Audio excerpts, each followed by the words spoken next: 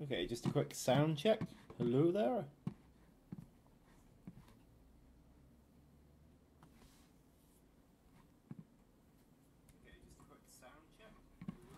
Yeah, that's working. You can turn the audio off now. And then I will. Okay, social media time. Hello. Just wait till you get posts up on social media.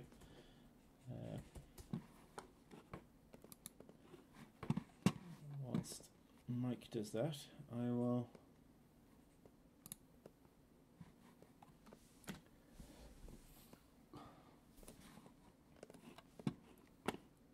Brief look at what we're doing today.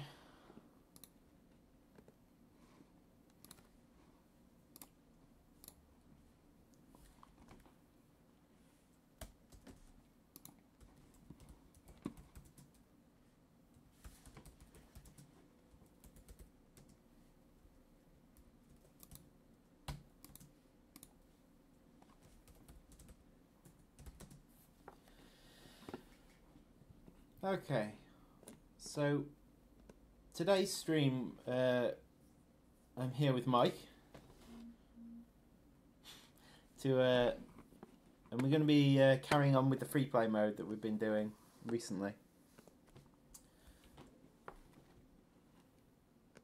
And over the Christmas break, along with having a break because it's Christmas, been putting together the menu ready for free play mode with all its options and things that will be in the first iteration of free play mode. Now, we've said before that free play is going to be adapted as we go forward and driven by community suggestions. So, of course, as always, we look forward to hearing your suggestions. Hopefully there'll be some during the stream. John's going to be John's the developer, obviously. I'm the social media person, so I'll be watching the chat and kind of relaying interesting stuff to John. But mainly, I'm going to be quiet and let him work because this is a productive time. Supposedly. Productive time. Yes. Also, apologise. It's not laziness that I'm wearing a bathrobe or a dressing gown here. If I'm in someone's house and I'm relatively comfortable around them, I'm going to be wearing my pajamas, basically. So apologies for that in advance, people. But that's just me.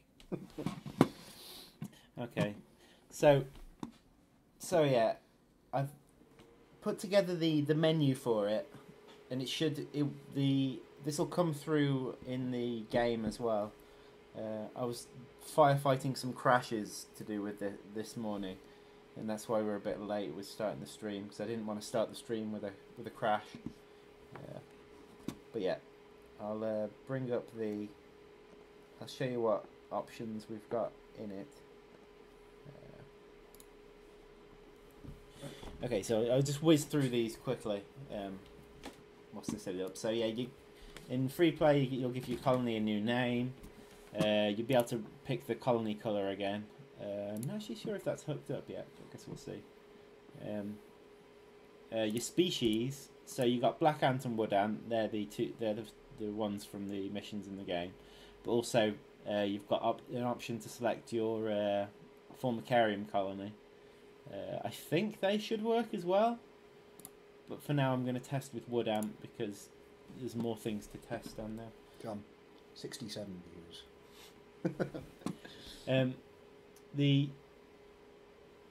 So yeah, these are the unit options from the game. I haven't done the tooltips for them yet. Setup is going to be it will just rearrange the rest of these options for you when you do that. But at the moment, that's not actually set up yet, and I've still got to decide. I've still got to decide what I want in each of those different setups, and obviously we can add more setups in and maybe get community suggested setups. Change the stream title. It says festive. Right. Okay. I've been informed I've got to change the stream title. I'm logged into my own account. Yeah. Okay. I'll do that in a bit. Actually, just off to the side here. Okay, so difficulty. Now, difficulty. The way difficulty is going to work in free play mode is it's not going to stay flat unless you want it to. Hang on, Twitch. So the difficulty is essentially going to change as the. Oh, hang on. I can just edit the title here. Just there we are. No longer festive. Okay, so the difficulty, essentially you can have it on several modes. So what constant is, that'll just remain a constant difficulty. It will slowly add more creatures into the game. If you put it on ramp, what that does is as the game goes on, it gets harder and harder and harder. Spikes is just the difficulty will kind of increase, slowly decrease, and then suddenly jump up for a bit, and then back down again, and then jump up. So you have difficulty spikes. Ramp with spikes gets slowly more difficult, and then at certain times it will jump as well. Scale with colony. So as your colony gets bigger, the difficulty of the level and the creatures that will throw at you get harder, more of them, etc. And random. So that will just every now and again change the difficulty to a random setting. It's not. Don't think of it like easy, normal, hard, and insane. Think of it more as a difficulty from 0 to 100%. And at 100%, it's throwing things at you all the time and not giving you a break. And at 0%, at 0%, it's not spawning anything. So that's how difficulty is going to work, and you can set where that starts as well. Creatures. Now these are just basically banning the computer from being able to spawn certain creatures. So if I have a look, there's all the beach creatures there, and all the wood creatures. They'll just be the ones, you know. That's actually difficult to read. I'll have to make that easier to read. But yeah, you're just banning certain creatures from the game. So going through the others, nest invasions. You can turn that off if you want. If that's off, it means you'll never get killed, because nothing will ever invade your nest. And it's like a passive mode if you wanted it. Day-night cycle. Obviously, this will be a real-time one. Unlike the missions where it waits for certain events to change the time, this will just constantly change. Along with that, if you turn off day-night cycle, you can pick the time of day. Else that allows you to pick the starting time of day. Nocturnal and diurnal. So that's whether you want creatures to spawn as they would in nature. So the ones, well, they don't spawn in nature. Well, they do. But anyway, they appear as they would in nature. So night hunters will come out at night. Day hunters will come out at day. If you don't have that on, it will just spawn creatures whenever it fancies.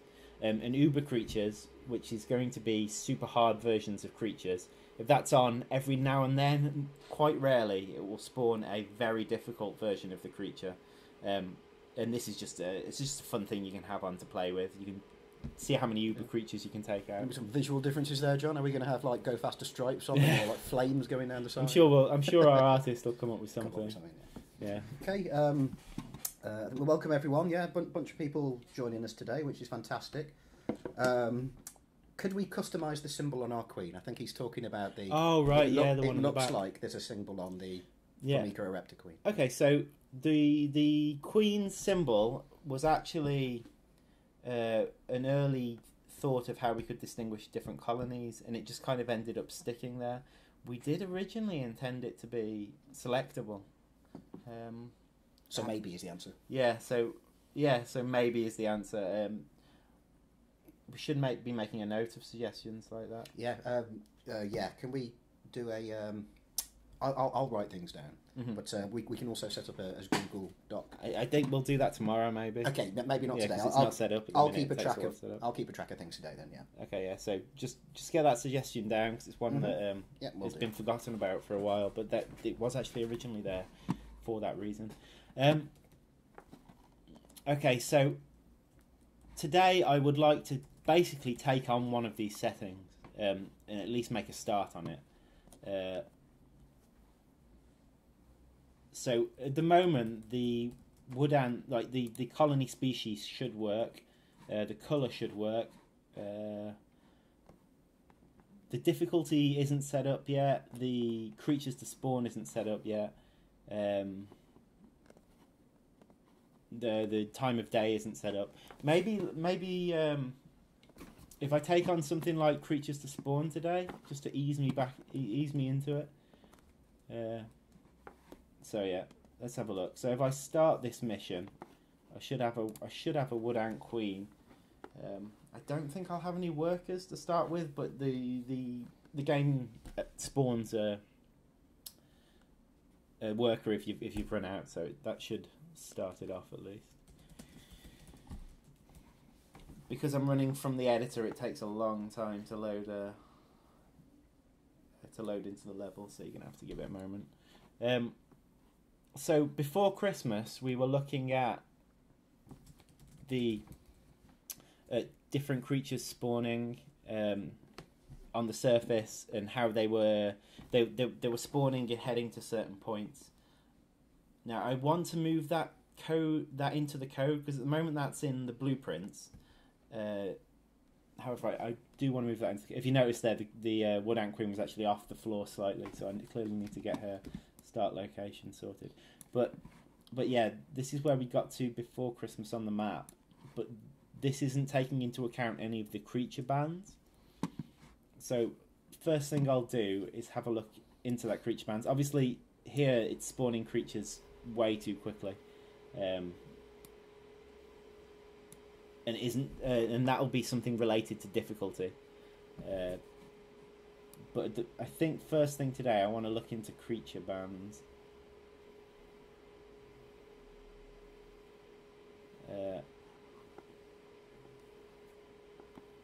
So let's do that. Okay, so I don't want to. It is interesting watching these two things slaughter each other on the surface. Anyway, yeah. So, right, blue. If I go into the levels, not Formicarium, Freeplay, so the Dunes level. Yeah. Party Carrot asks, how much were you inspired by Simand? Funnily enough, right at the beginning, we hadn't played Simand when we came up with the idea, and it wasn't until we were pointed to it that I played it, and it definitely gave a load of ideas when we did play it. So I didn't play Simand back in the day when it was around. Played a lot of Dungeon Keeper, but yeah, these playing through Simand kind of showed a few things that we hadn't thought of before.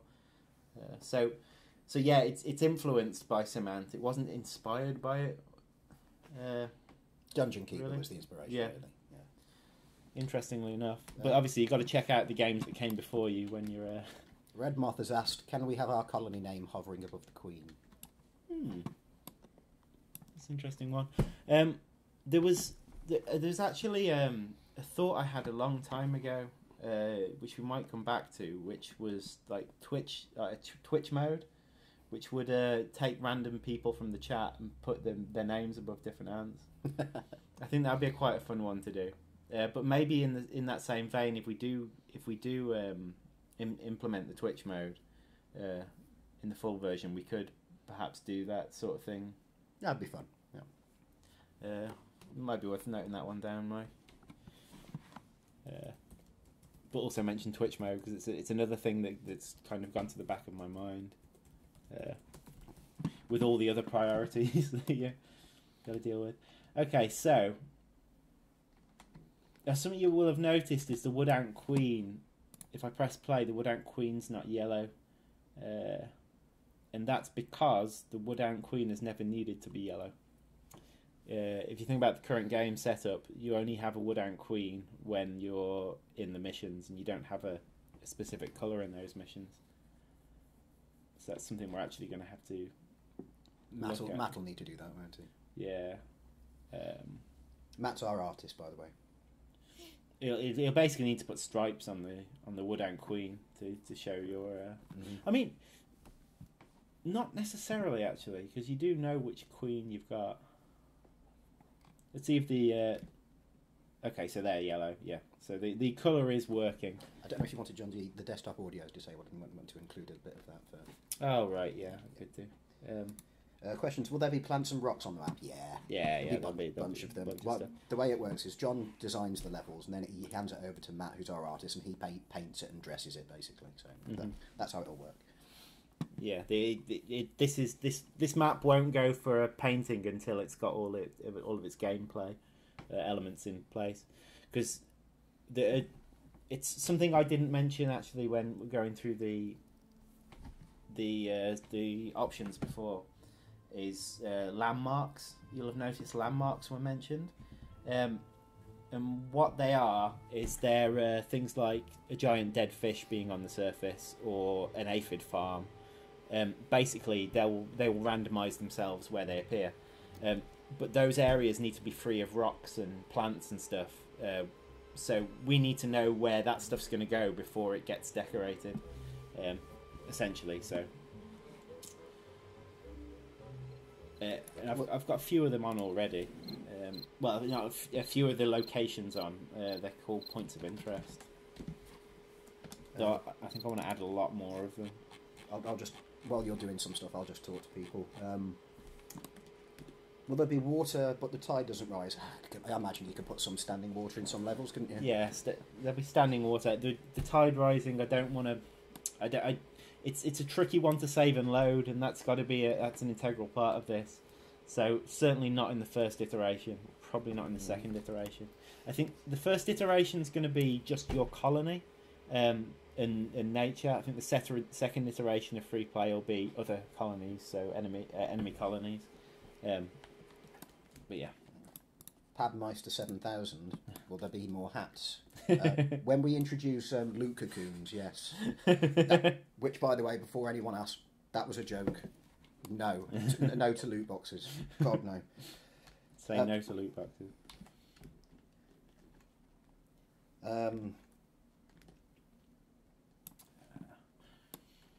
Okay, so I want to look at the Freeplay director.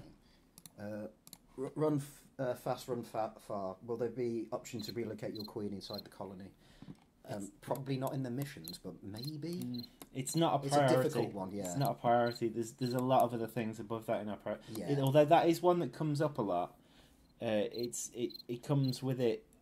Yeah. I mean, it's less of an issue in this because in free play mode, I'm giving you the ability to dig out your own tunnel to the entrance. But in the missions, there's a very thick line leading to your queen for a very important reason, and that's so you can't bottleneck it so easily. But in this, I'm less bothered about you bottlenecking and whatnot. So possibly at some point, but again, it's further down. That'll be much further down the line. Mostly because we don't need that feature for the campaign. When can we expect to see more species advance in the game? That will be when the third tier of Formicarium is released, will be. It's difficult to say when. A few months down the line. Yeah. And it'll be leafcutter ants. Mm-hmm. They'll be your next species. I mean, what we're trying to do with the tiers on the Formicarium is we're going to try and do a lot of the work in one go. There's a lot of things that are difficult to organise in that, so we're going to try and record loads of it in one go. So it's going to be there's going to be a bit of a drought for a while, but then things will start coming up a bit quicker. It's species wise. And say hello to soon to be Slug Disco's second full-time employee, this guy. Yeah, thankfully, because you guys have supported us so well on Steam, John will soon be able to take a salary from the company and be a full-time developer, and he won't have to go to his day job anymore. Yeah. Okay, I'm just going to let you do a bit of dev for a while, John. Yeah, I'm trying to concentrate. While I'm done. Right. Keep the questions coming, guys. I'll ask John when he has to pause to build or load something. I'll ask him a few questions all in one go, but keep them coming. So the way we had this set up before is we've got this think, which happens every 5 seconds. And at the moment, I believe it's just spawning a creature when it's thinking. If I can find where the creature spawns, That's spawning a swarm. Where's it? Spawnable creatures. Chosen creature number. Okay, so where's it running that? Okay, so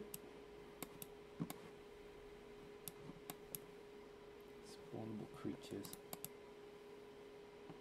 I'm trying to remember what I did before Christmas. Okay.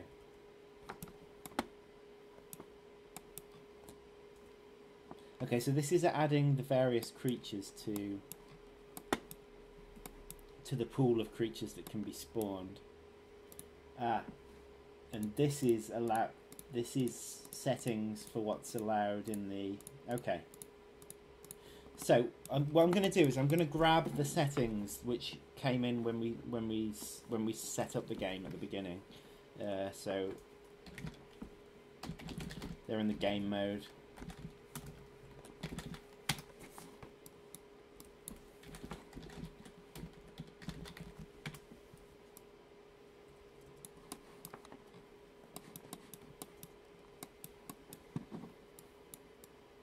Okay, and in this there should be something called Freeplay setup. Get Freeplay level setup, that's the one. And then this has got all the settings. So if I say break Freeplay setup, okay, so there's all the settings that come in with the game setup. And it's these we want to use instead of these, actually. Because at the moment these are just tick boxes.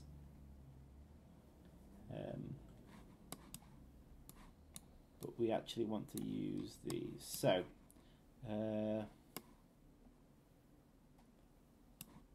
what's this? Large beach wolf spider. I'll connect that up to... Oh, there's so many of them. Beach wolf spider, large.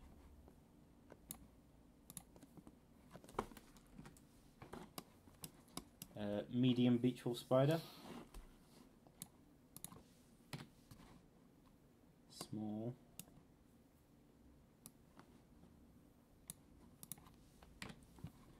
Beach wolf spiderling. Right, the spiderlings were the tiny ones, if you remember. They came with the brood mother in the campaign.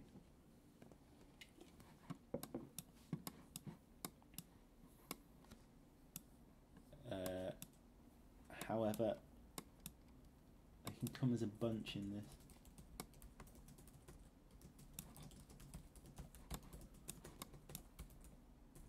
But they don't. There currently isn't a thing for them. So, if I create one, right.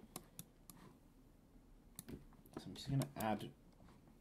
There's a few creatures that we didn't add to this, which I'm going to add now. Those include things like the woodworm and the woodlouse. So spiderling there. There we are. Beach wolf spiderling.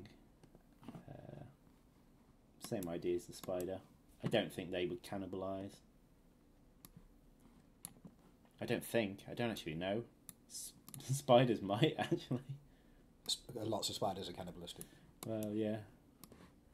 I have to consider that.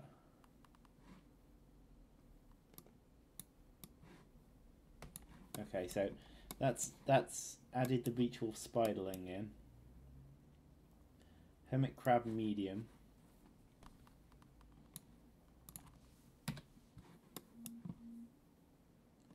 Hermit crab small.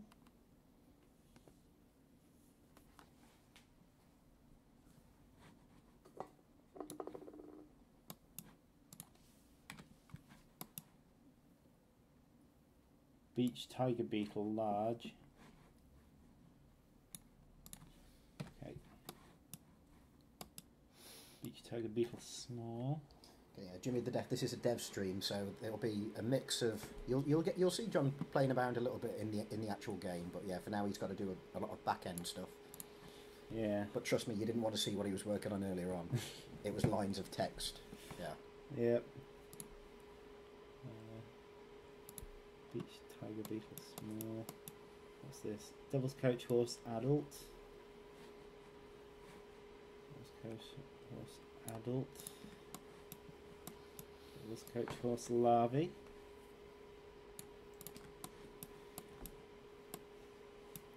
Okay. So it's just Woodworm and Woodlouse now. They're not currently on the list, so I'm going to add them to the bottom.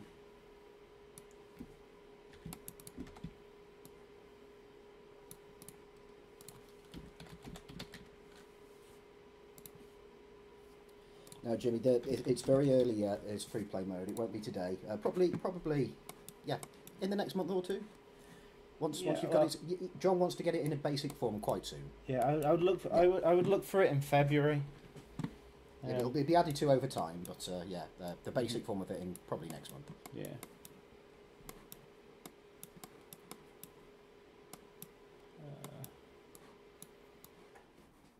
Yes, it's Unreal Engine.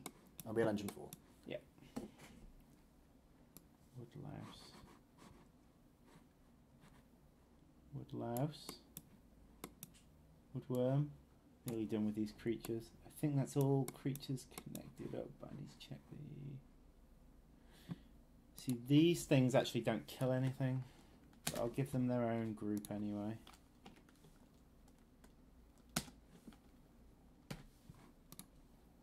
At least that'll mean everything else will kill them. That's what we want to see, isn't it? Okay, so that's... Right. So I believe I had all creatures turned on. I don't believe these will have any references anymore, so I can get rid of them. Yeah, it's Unreal Engine 4. The reason we went for this really is they have a business model which works very well for us. Whereas we give them a percentage of profits rather than having to buy an engine very expensively outright. Mm-hmm. So that and also you guys are very comfortable with this interface, aren't you? You're very used to it. Yeah. So that's why we're using Unreal. I mean, the Unity and Unreal, they 6 of one, half a dozen the other. Really, it depends what you're used to and what you want. Unreal's worked very well for us, particularly being able to see it's open source, so you can properly look at the source code, which is great. It means when something does go wrong, inevitably something will, we can properly hunt for the reason. The Unreal 4 devs, they're also quite open, aren't they? Yeah. They'll listen to bug reports and help you out with stuff.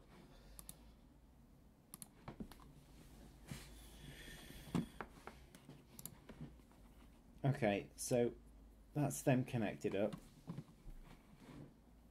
Let's see if we start seeing other things spawning. There was a lot of Devil's Coach Horse adults and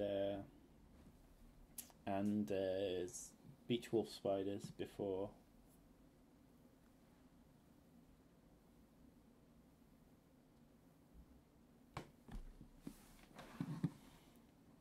It takes a while to test this map. Okay, a few more questions while John's playing around with the game. Small Beach Wolf spider, I think. Will free play mode have all the creatures? Asked Dark Shadow. Yeah, I think everything. Yeah. With there is one problem in that the funnel web spiders, they need a nest, obviously. Now, I think another one of the few questions that's come up is, are things going to be like 100% randomised? No. But what instead John will do is create areas where things can appear randomly. So, like, you want the funnel web spiders to be able to appear. So there'll be set locations where they can. Yeah, the funnel web spider's a specific case, and it's actually looks like everything's spawning all right. Woodlice there? Yeah, I haven't seen any woodworms actually. A load of woodlice there.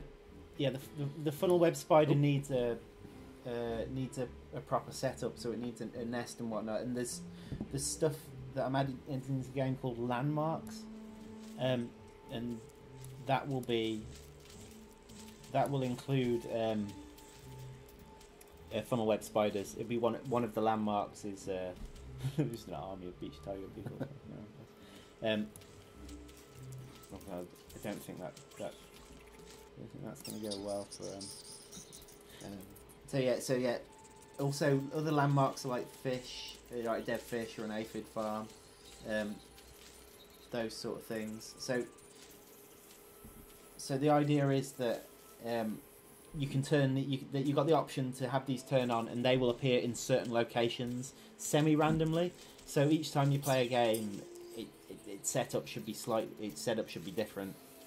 Can it? Will aphids be able to appear on the map? Yeah, Yes. yeah, they're part of the landmark system. Yep. So there'll be plants where aphids can appear on occasion. Or, Yeah, well, there'll be the aphid like patches. Yeah, the little root system. Yeah. That you've got. Will there be future DLC content? Let us finish it first. Yeah, there'll be plenty of content coming. Yeah, lots more to come. And the answer to that is if the game does well enough and there's demand for it eventually.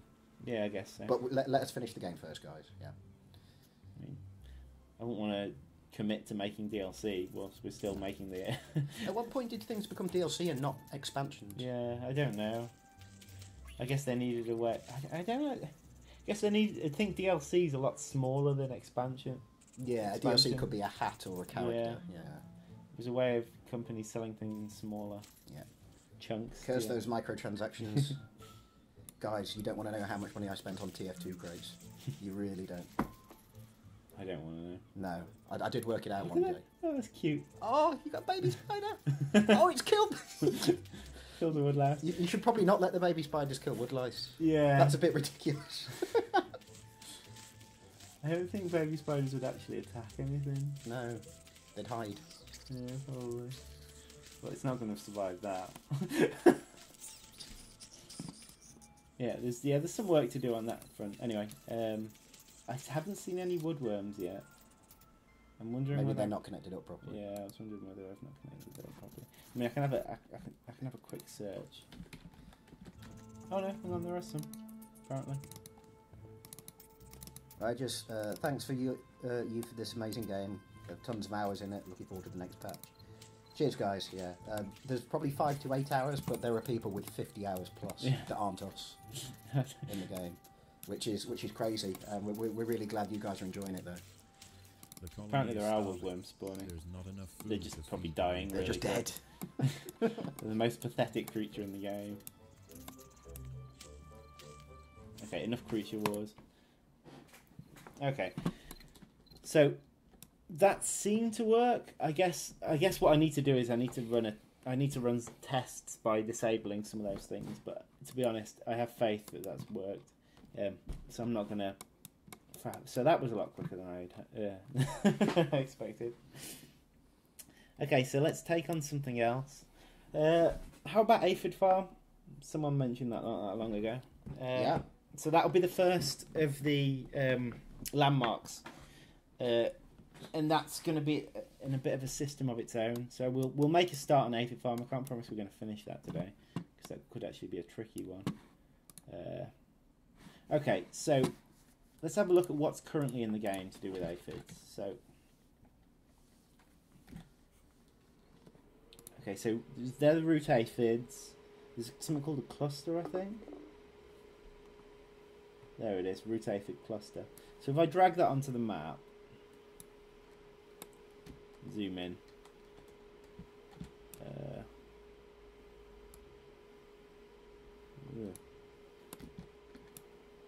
That's not.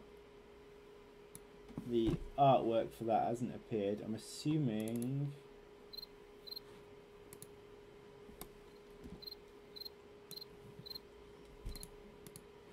Ah, there we are. Yeah, it was just loading. Okay, so, I mean, if you have a look at that, the way the root aphid cluster actually works, let me turn snapping down a bit, is that wherever I position it on the map, it kind of follows this texture that uses world coordinates rather than local coordinates. So you kind of get this effect of Get some variation. Yeah. It allows you to plonk 2 or 3 of them next to each other and they look fine. My 6-year-old son, that Mike57 says, my 6-year-old son Eric and I love playing this game. That's lovely to hear. Yeah, that's fantastic. Yeah, parents and kids playing games together is great. Mm-hmm. It's the kind of we always wanted to keep it at a level of family friendly. Yeah.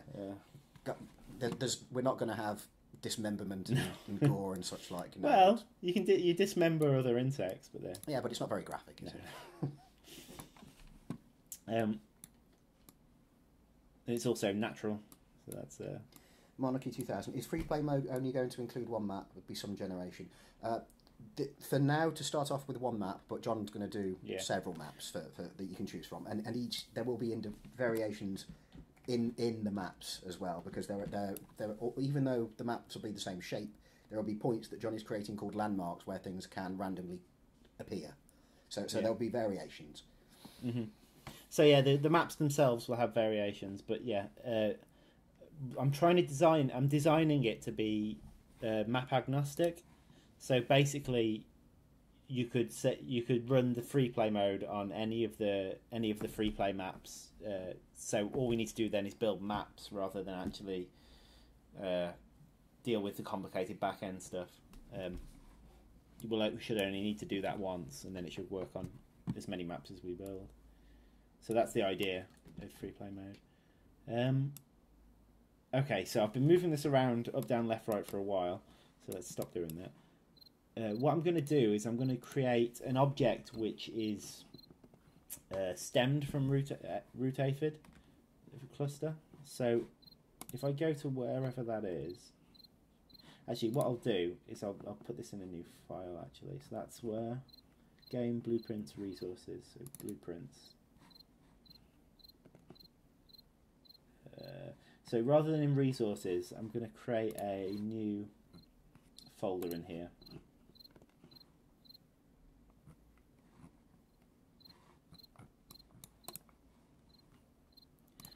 Just called, what did I call them? Landmarks. And then I'm going to extend the aphid cluster. So new blueprint based on root aphid cluster.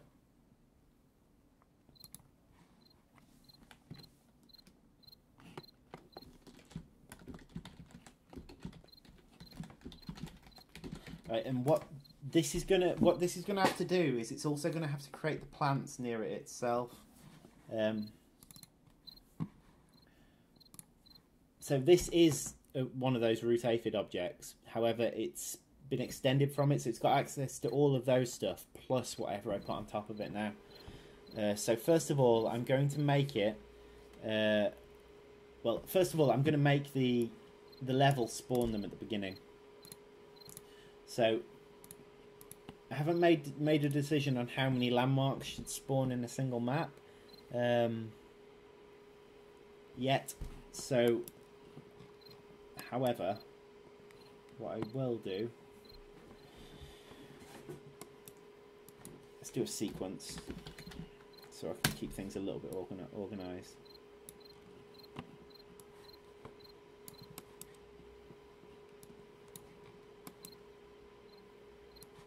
So down here, I'm gonna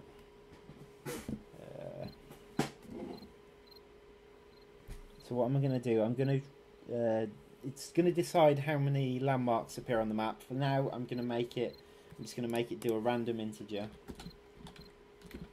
between a value, and we'll explore this later. So this creates an integer between 0 and max -1. So no, I want it in range, don't I? Random integer in range. So this is going to create a number between these two numbers. And guys, we actually do call them ladybirds in the UK. Yeah. And the kind of the way that entomologists usually refer to them is ladybird beetles. I know in America it's ladybugs generally, but yeah, they're the same thing. Mm-hmm. 10, 20. Probably want about 6 or 7, so I'll go from 5 to 8, and that's how many. That's just going to be how many a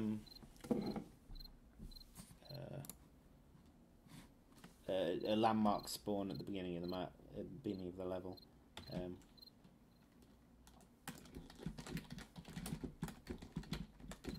Is there a limit on the size of maps?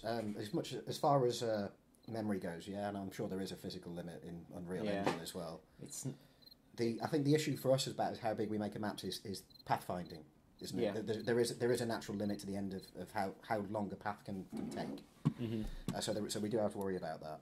We did up the limits on it at one point, but when you up the limits, you get strange behaviours, don't you? Well, no, you no, it's just less.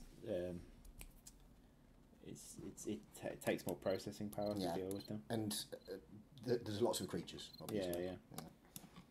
I mean, it's going to be something we're fighting with forever in our game. Is trying to get because we've not gone for like a basic graphic style or anything. We've gone for a proper 3D world with all the shadows and everything. Yeah. We are going to be fighting for this performance. There was that choice at one point, I'm sure, to go stylized or to go realistic and get the realistic route. Yeah. And part of it was just based on what we wanted to do at the time. Yeah. I mean, Matt's quite a clever guy, and he wanted to explore the whole proper shadows and everything with things. It was more interesting to him to do it proper, proper graphics. I think it's paid off. Yeah. Check out the shadows lengthening when the day-night cycle happens. I love the day-night cycle. I look forward to doing it. Maybe later this week we can have play about with that. Crack at the day-night cycle stuff. Mm-hmm. So starting landmarks. Then we're just going to go through. We're just going to do a for loop. That's the last index, not the first one. I'm going to go from 1, just so we go, just so it is the actual number that comes up, because we don't want 1 for 0 as well. And then it's going to spawn them. Now it's going to spawn them at these points of interest, which I would have thought were in here somewhere. 46 and 2 ahead. Scorpions would be cool. Yeah, they would. Yeah. I'm sure we'll get scorpions. Yeah, something with the Titans is something we will eventually be bringing back to the game. Mm-hmm. We're still making decisions on exactly how they're going to work, and the art and back-end programmer guy is doing some tests, or he will be doing some tests. At the moment, he's actually implementing stuff to help Freeplay mode out, but he will be doing some tests so we know exactly how the massive creatures in the game are going to work. Because we're intending creatures to go a lot bigger than they are now. If you think about how big an ant is, not very big. Yeah. The biggest beach tiger beetle is probably, half an inch long, really? Yeah. So there's a scorpion. Yeah, which could be 6 inches long. Yeah. I've been bitten by a ladybird beetle. It hurts. I haven't been bitten one, but I have been squirted with hemolymph, which smells. Horrible smell. Yeah. Any ideas on what other ant species are going to be implemented? Definitely leaf cutters. I think fire ants are definitely a thing. Yeah. Even bullet ants will be in some form. Yeah, bullet ants were a stretch goal. Yeah, we're not intending bullet ants to be to be in the campaign as such, but we're intending them to be like a bonus unit once you've completed it. So once we've got the full campaign in, you'll be able to unlock the bullet ant at the end, which is going to be massive.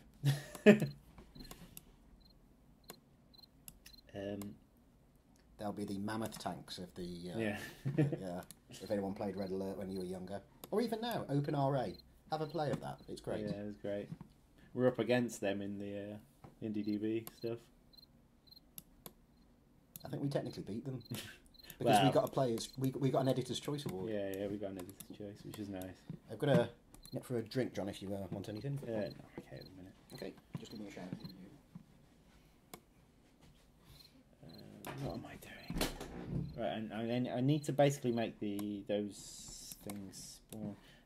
The points of interest are actually referenced somewhere in here because when a creature spawns, it heads to the point of interest. But the spawnable creatures, spawnable IDs. Closest point of interest. Ah, right. So that's literally Oh no, but there is a. Oh, of course, yeah. It's not appearing here because it's not a blueprint variable. It's in the C++ code. So that's what's confusing me. So I should just be able to down here just get the points of interest.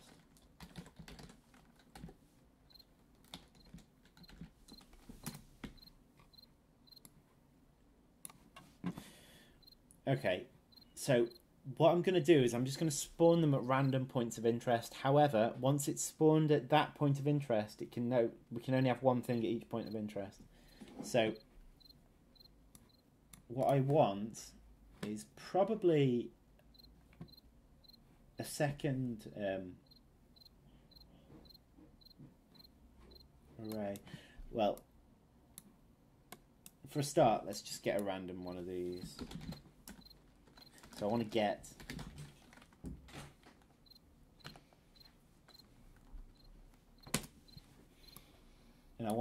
a random one. So random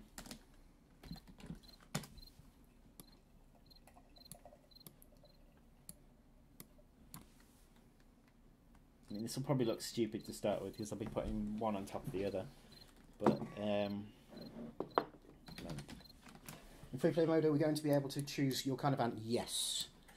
You'll be able to either choose a brand new ant colony like wood ants, black ants, eventually leaf cutters presumably, and such like, or you can import one of your Formica erecta gene thief ants from or at least the properties of it, from the Formicarium and fight with them. Yeah, you'll be able to use any upgrades you've put on a Formica erecta colony will come through with that. And if you continue to play that Formica erecta colony in Formicarium mode and unlock more upgrades, those will unlock as well in your sister colonies in the Freeplay mode. Oh, it's auto saving. Okay, anything else? Velvet ants can't stand a 12-gauge shotgun blast. That's good to know. This, by the way, guys, just remember, bullets kill all the germs.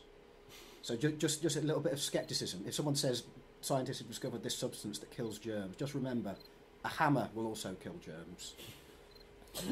You know, so keep your skeptical hat on. Yes.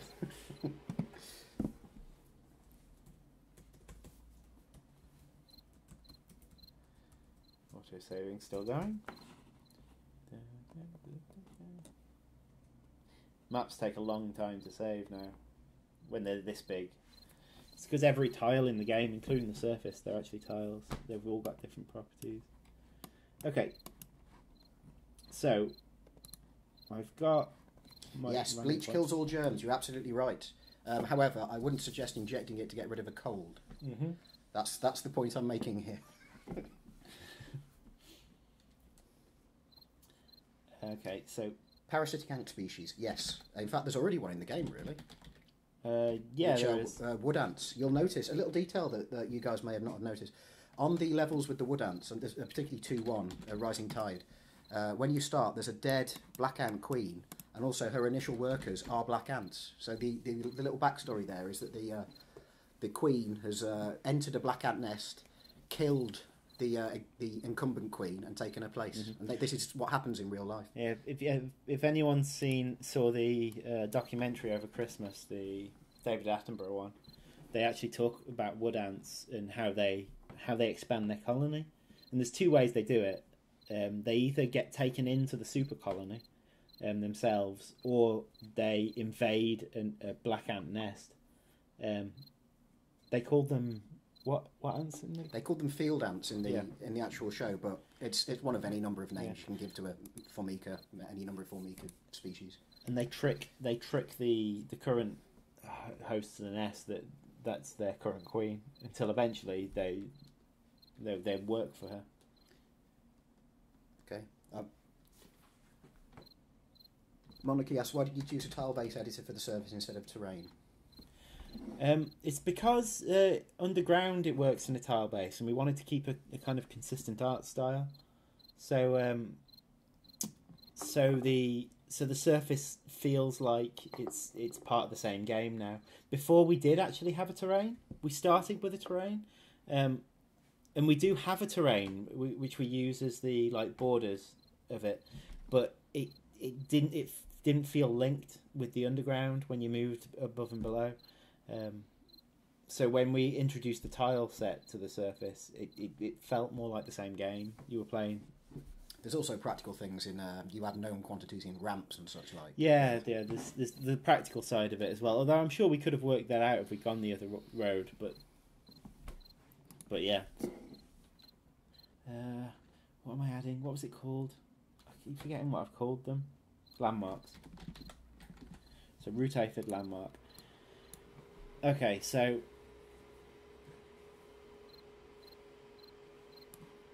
all I'm doing here is spawning 5 to 8 root aphid landmarks.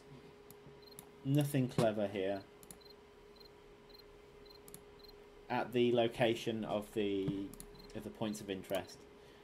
So we'll see if that works. Or whether it crashes.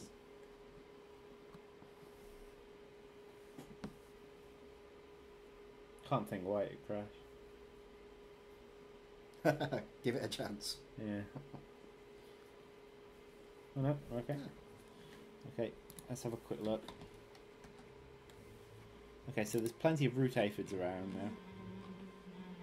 If you're wondering why that looks weird, it's because the lighting's wrong. So yeah. So those root aphid things, they've got their default settings, but as you can see, ladybirds are spawning from them already because they're all set up to spawn their own ladybirds.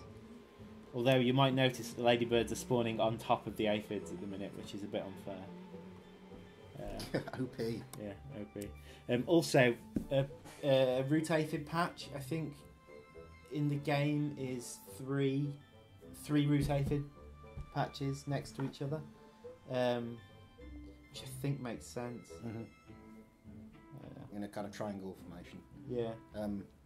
Yeah. I'd probably say you probably want both the aphid spawning and the ladybird spawning lower for this game mode. Well, I mean, the way it worked in the missions, it was waves of them, right? So you'd end up with like 3 or 4 attacking at the same time.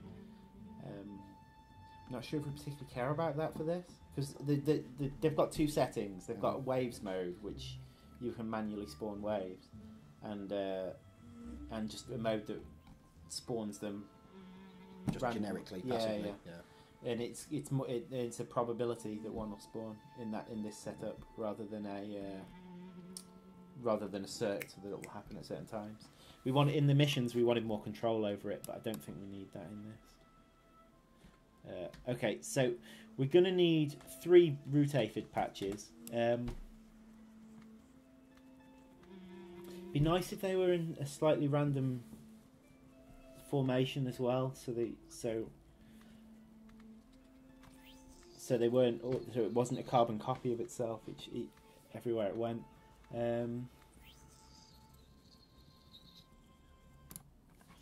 So maybe this. Yeah, some ants have stingers. Some bite. The ones that don't have stingers tend to be ones like the Formica ants, and they squirt instead. We're just talking about ants. Mm-hmm. Tarantula hawks are another fun insect to be chased by. Yes, I believe they're one of the most painful, like just below the bullet ant. Tarantula hawk. It's a kind of wasp. Ooh, right. I think they're called that because they literally hunt tarantulas. to Badass. plant their eggs in. Yeah. Nature is pretty lit, John. Nature is pretty lit. Right. I'm not sure I want a landmark to extend it anymore, because I want 3 of them to appear. And the landmark to have control over the 3 of them. So I think what I'm actually going to do is I'm going to create something which, instead of instead of being a root aphid cluster, it's just going to have root aphid clusters within it. So if I find that, so I'll make a new class.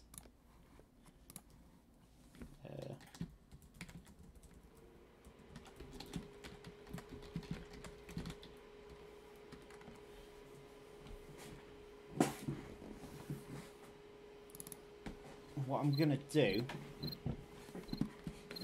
is part of its construction script, it's going to spawn 3 root aphid clusters.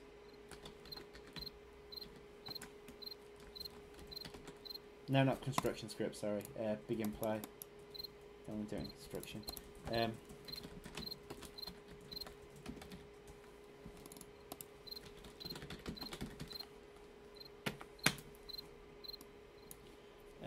I mean, maybe some of them can have more than 3 or less than 3. This better be a great way to add a bit more randomness to it. Yeah. So maybe it's 2 to 4.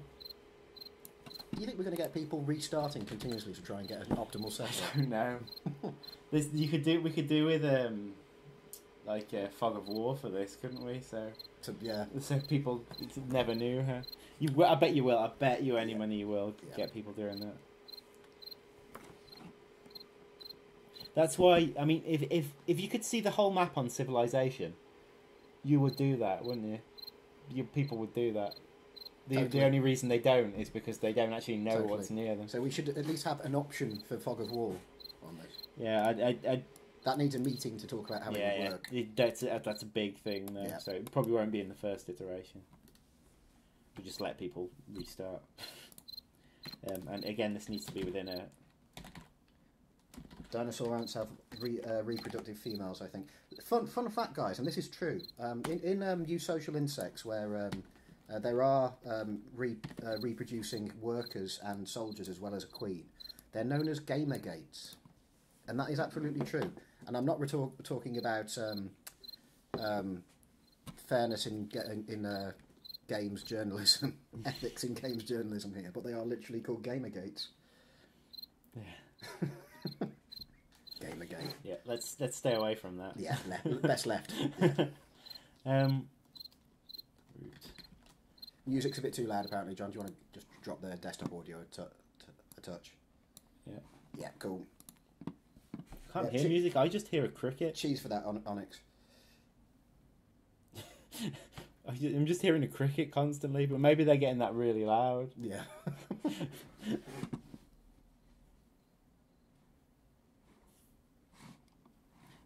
Okay, so... Are you sure it's not your music that's too loud, Onyx? We're not playing music. Unless that cricket is deemed music. Mm-hmm.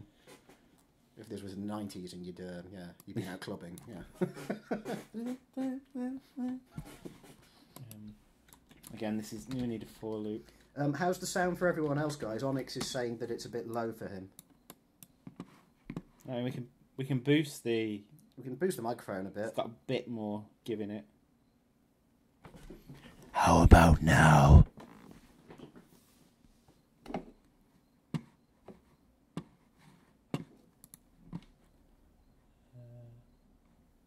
Again, that needs to be... Yeah, most people are okay with the sound levels. Okay. 1. Okay, so spawning 2 to 4 of them at get actor transform. Okay, so we want to spawn them near each other, but far enough away from each other, so they're connected. It's a bit tricky, actually. It's just they just need to move in the XY plane. They don't need to move in the Z.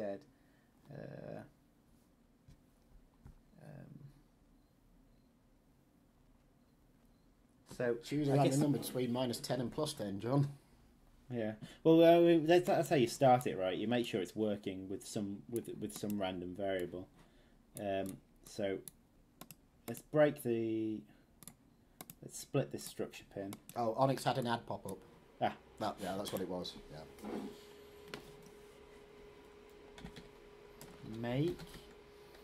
Transform.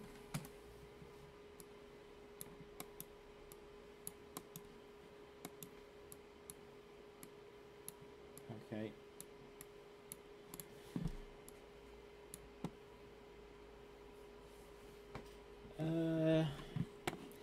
I think during the game as well, as the difficulties rises and lowers, the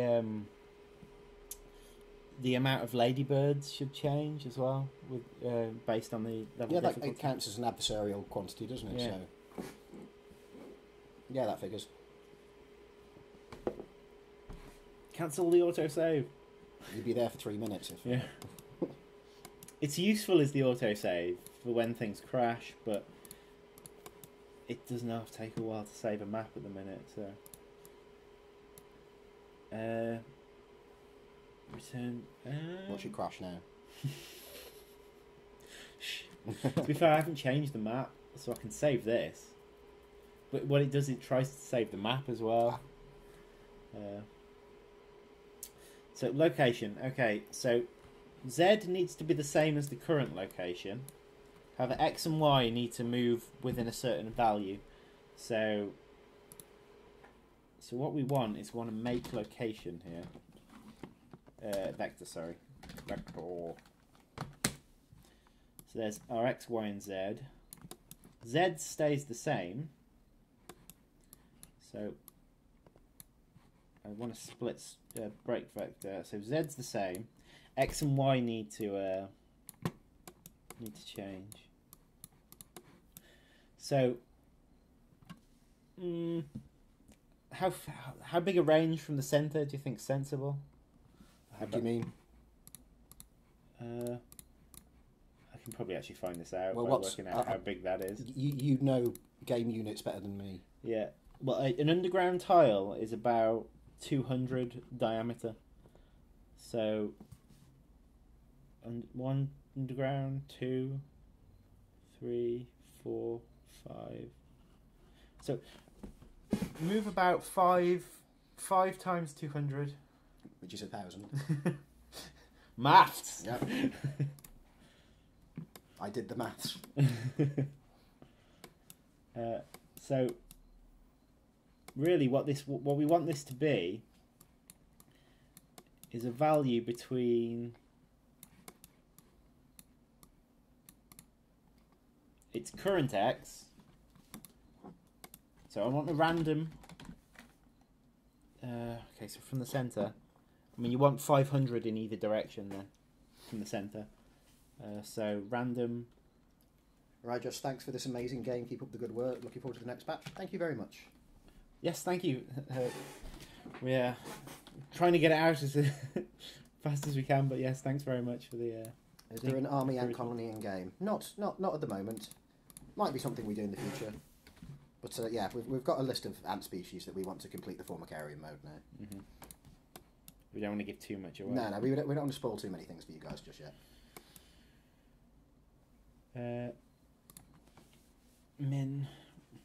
There's a few that you know are coming for sure, and they're the leaf cutter, the fire ants, also bullet ants, because they were stretch goals in the Kickstarter. Yeah. Also, another stretch goal in the Kickstarter was a species of termite. Yeah, termites, which you see. So they're coming in one form or another. Mm-hmm. Termites. What's it doing? Termites have got close links with certain species of ant as well. There are some ants that do raids on termite colonies in order to take their brood, just to feed themselves. Okay, so float between minus 500 and 500, I guess.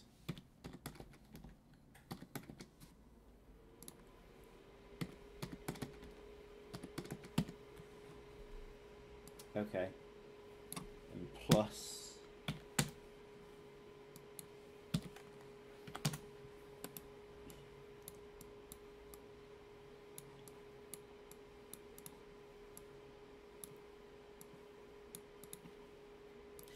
Okay. So that's going to spawn them on the map, and then I want these to keep track of their own aphid clusters. I don't want the aphid clusters to be part of them necessarily, but I want them to keep track of them. So what I'm going to do is I'm going to have an array down here of root aphid clusters. It's going to be a root aphid cluster. References. It's going to be an array. And what we're going to do is we're going to add them to that array, so we'll be able to keep track of all our root aphid clusters. Add. Ooh, sneaky question there. Will fire ants be the smallest ants in the game? I see what you're doing there. If I say yes or no, then you can make some deductions. So I'm not going to answer that. It's very cheeky. Will we see any majors or super major options during the game? I think leaf cutters have majors, don't they? Yeah, we're going to have different casts in the leaf cutter. Yeah, the leaf cutter's going to have several different casts, maybe 3 or 4. I don't know. We haven't quite decided yet, but yeah, that'll be a much more. I can give you info on what the leaf cutter, what the plans are for the leaf cutters in your formicarium, and what their specialty is going to be. So the majors is what you'll be able to bring back into your formicarium. And they're going to be tank units, so they're going to be they're going to be able to take high amounts of damage. At the same time, they're going to have certain taunt abilities. We're still in talks of how the taunt abilities are going to work fully, but the idea is they'll be able to draw fire from, say, your ranged units or your black ants. It's probably a nice little animation of the taunt. Yeah, or something. Yeah. There'd be a thing appearing above the head of taunted creatures as well. Like an angry face or something. Little anti-angry face. Yeah, something like that. Okay, so what that does is when that spawns, it spawns 2 to 4 others in its vicinity. Now, what I want to do is make the Freeplay director now, instead of spawning the root aphid landmark, spawn root aphid landmark 2. And what we should see now is when I run the game is each one of those should have 2 to 4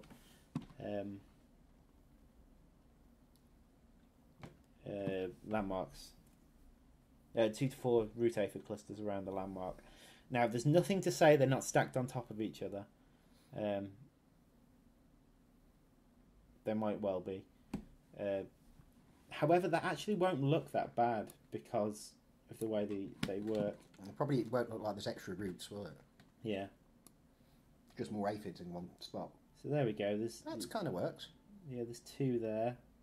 There's Ooh, 3 there. that's So yeah, cool. we're getting these cool different setups of how it works. I like it. Yeah. So next, what we're obviously the spawn rate of the ladybird's stupid at the minute. I think they'll have Come way down. Yeah. They'll have them straight. Although I think what they're actually set up to do at the moment is the more aphids there are, the more ladybirds spawn. So as there's less aphids, their spawn rate drops. The 2 spiders exactly in the same spot there. They were literally in the same spot. Well, they will try to stand on the same spot. Spider meeting. Well, the thing about the spiders is they don't have a wander radius because we didn't want them walking about around. It's not very spider-like to just walk around. Like You can maybe add them a bit for free play mode. Well, we'll just come up with the correct way of dealing with it eventually. It's not the first thing I'm going to implement. Shy Gamer says, can't wait for Game of the Year 2018. That's very flattering, thank you. Yeah. Something we might do, guys, actually. Maybe probably not tonight, but later in the week. There's another insect-based game called Beetle Uprising, which is a really fun little. It's not as realistic as ours. I've played a half hour of it. It's not as realistic as our game, but that allows them to have a bit more fun in some respects. Yeah. So it's a giggle, that one. Give that one a look. That's also on Steam in early access. Beetle Uprising, if you guys fancy giving it a look. There's some lovely guys as well. We've got a bit of a rivalry going on Twitter. Yeah. Yeah, they keep taunting us. Talking about how their matriarch is killing our formics. They like to call us formics. I think what we should do is make a GIF of loads of the tiger beetles getting slaughtered by ants. That's a great idea. And just say so much for the uprising. Yeah. So much for the uprising. Yeah. Okay, so that worked. That worked fine. I'd like to add something in to make sure they're not too close to each other. But I'll worry about that at a later date. To be honest, it doesn't look too bad either way, because even if they are stacked on top of each other, it just looks like more aphids are on the same. Which isn't necessarily a bad thing. Yeah. It's fine. So what I want to add in next is plants. Now, I think the ones that Matt uses in the game are rosemary plants. Yeah. I don't think there's any reason why you couldn't add random plants. It could be some grass or just a little cluster of glass. Glass. Little cluster of glass. I'll start by using the same as Matt used in the game. And what we'll do is we'll do it the same as we've just done. We'll just add them in random locations. And again, I'll probably need to come up with a way of making sure they're not too close to each other. But we don't have to worry about that too much for now. So I'm just going to put a comment around this to remember what this does. Spawns a number of aphid clusters. And a few people ask if at the end of the stream, John, depending on how far you get, we can just spend 5 minutes just building a little colony and playing about and seeing what happens. We can try, but at the minute there's no food underground. Yeah. So you just get slaughtered. Well, the issue is with no food underground, you have no colony to start with, so we can't start attacking units. We could cheat. Yeah, give ourselves some free food. We could totally cheat. Yeah. I just. By the way, guys, if you put the Konami code into the main main screen, no, that doesn't work. By the way, maybe one day. There are external trainers, though. Yeah, I've spotted. That's a big thing. It's not just our game; it's all games. Yeah. I think your game's doing all right when you've got an external trainer made. I don't think we've got any problem with that, have we? Why would we? It's single player. If people want to cheat, they can. Yeah. If it was online, that'd be different. It's a different. If it's online, you have like Valve's whatever it is. It's Valve's, VAC. VAC banning. Yeah. And that. But that's a different ball game. Yeah, that's if we ever did multiplayer, guys. It is not confirmed multiplayer. We'd love to do it, but it really we've got other things to do first. Let's put it that way. Although we are multiplayer gamers, and it would be a great feature, obviously. But there's not really enough stuff in the game yet to justify it. Yeah. That's another thing. There's at the moment the game's quite got a limited number of units. Okay, so imagine StarCraft with just Zerglings. Yeah. Pretty much. Zerglings and Marines. Yeah. Okay, so we've got that. Now we want to spawn the plants. So what I'm going to do is I'm going to save. Probably didn't need to save the map. Unfortunately, that's going to take ages now. No, it's fine. Let's have a look back up through the postings and see if there's anything we can talk about. There are just a handful of places that don't have fire ants. That's right, and thankfully the UK is one of them so far, because they sound awful. I really don't want fire ants in my garden. Fire ants are a pain, being stung by so many of them. Yes, it's mainly complaining about fire ant stings. The chat at the moment. I mean, the reason why fire ants have spread everywhere is because they're so damn good. Yeah, they're fantastic. It makes them a fascinating species. They murder crabs. Have you seen that? Oh, they squirt crabs. Easter Island. Is yeah. Well, they might be a kind of crazy ant. I can't remember, but I think they're related anyway. Yeah, they are a really aggressive species. In fact, I'm not sure if I should. I don't want to. Actually, no, I'm not going to. I almost revealed a detail of one of the plans for one of the levels that have fire ants in them. I'm not going to. We're not ready to talk about that yet. I'll talk to you about that off stream later. Yeah. My brother sat on a mound of fire ants. Ow! You wouldn't fancy being your brother? Bit of a sore bottom. Yes. Right. Oh look, Matt's got the call to arms checked out. Oh, cool. Yeah. What was call to arms? Is it literally the pheromone markers? Yeah, it's yeah. pheromone Playing markers. with the pheromone markers. Yeah, Okay. It used to be literally a single point, didn't it? Yeah. Back in the very first version of the demo. Guys, we didn't even... in the original plan for the game on mobile, we didn't have pheromone points. Yeah. It was a button you'd press to either send the outs out or bring them back home. But as the game went to PC, we've been able to... Much more control. Yeah. Maybe later we can bring up the mobile version of that again, just for a laugh. Mike, remember when went to that wood ant hill? Yeah, it's one of my very vivid memories of from my childhood. Is I was walking in. I think we were down south somewhere, south of England, and I stepped on. I was in woodlands, and I stepped on what I thought was a mound of earth. My foot went straight in, and it was wood ants. Right. It was a bit itchy, you know. They bite a bit, but they're not very big. Yeah. But the thing I remember most, you know how sometimes a memory sticks out in your mind? It's the smell. Just the smell of vinegar is what I remember most about that. Yeah. Formic acid. Very vivid memory from when I was probably about 7 or 8. Okay, so I'm having a quick look in Queen of the Hill, just to take a look at how the aphid plants have been done in that map. Oh, that's great. I don't think fire ants will be able to survive in our climate. That's probably why we're okay in the UK. But they have spread everywhere. They're in Australia. They're all over the shop. Mm-hmm.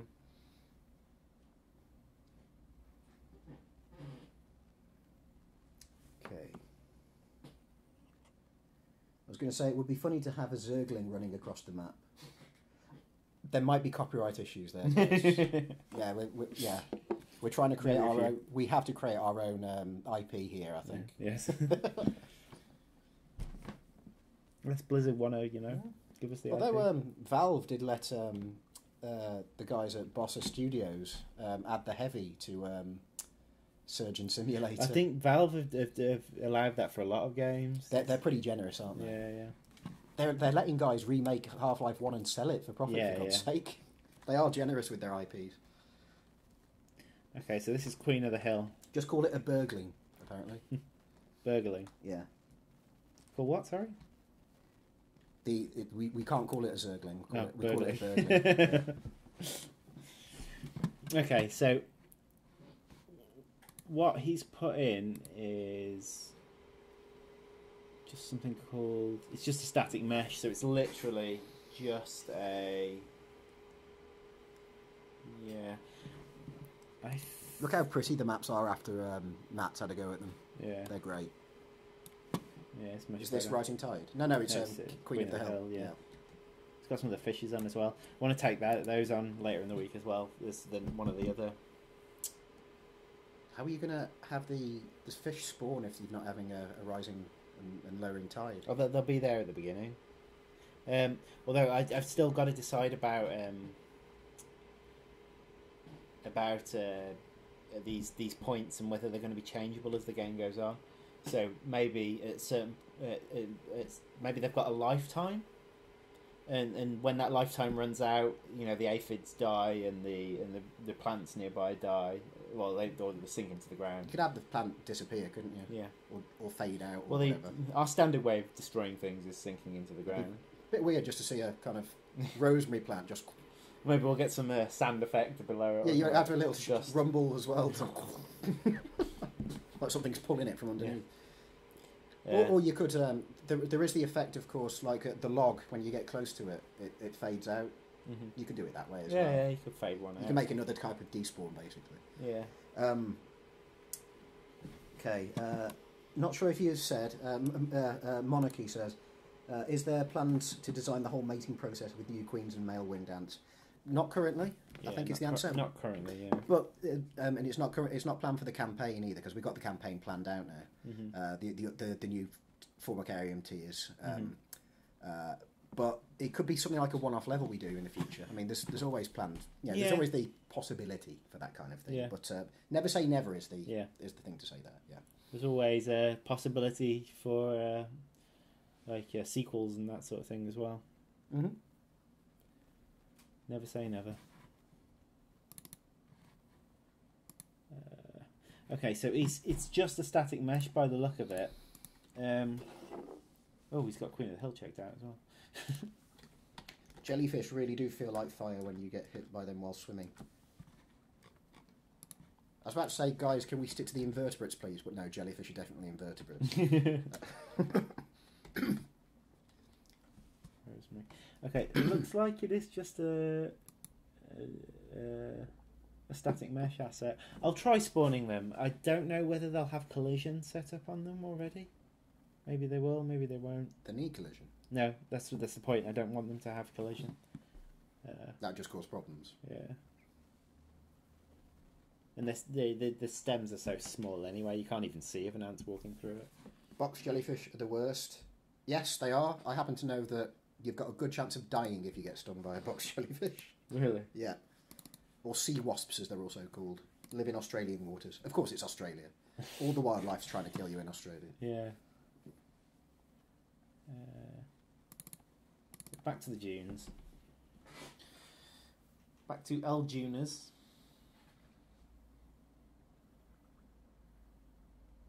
Yeah, we've definitely whittled down the... we've still got 46 viewers.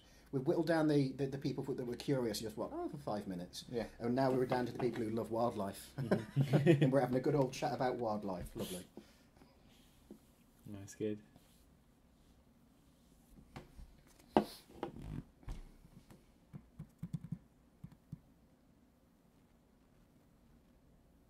That's we'd have to convince him of that because, Red Moth has asked do a one where we probably not a weekly one to be honest, Red Moth, where we see Matt decorate a level. I think that'd be a nice thing, but he's not. Yeah, I've tried to get him to do it before. Yeah, he'd need convincing. Yeah, even just a speed one. I'm sure we could convince him, but yeah. I think the thing to do there, John, would be to have him sat at your computer or you maybe next to him, and you deal with the Twitch side of things. But yeah, Matt, he's until now the only full-time developer on the project. But John is soon to be once he's worked his notice at work, obviously. Yeah. You can't just walk out. I've seen people do it, but yeah, that's called burning your bridges. Yes.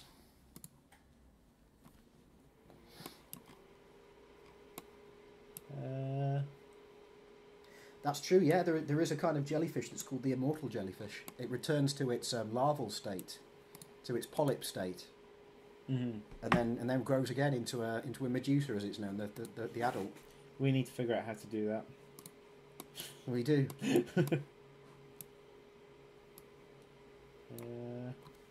Okay. Fire ants aren't so bad in Australia because there's so many nasty natives to compete with them. What am I doing? I'm creating. It's not an actor though. Okay, guys, I'm gonna leave the chat for a few minutes because every time I talk, John gets slowed down. So I'm gonna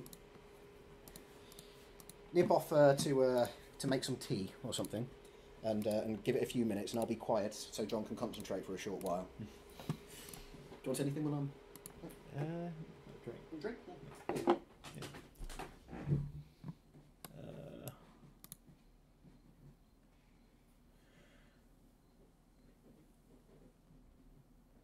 Okay, so I'm trying to spawn the plants, but I what I want to do is I want to create an actor for the plants, really.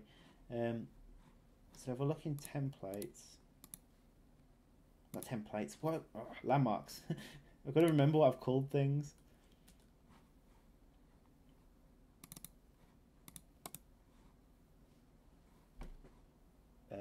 Okay, so this is just going to be an actor, and it's what it's going to be is I'm going to make this auto size itself, so it's just going to be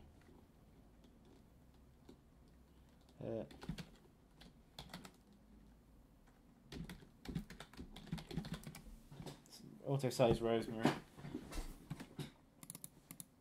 Basically, what it's going to be. It'll also rotate itself randomly and that sort of thing, and I'll keep it all neatly inside this actor.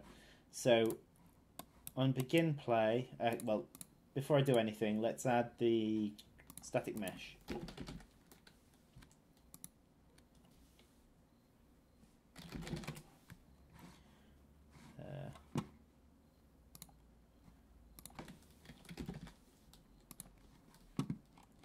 Okay, so there's the rosemary. And I think these clusters should probably have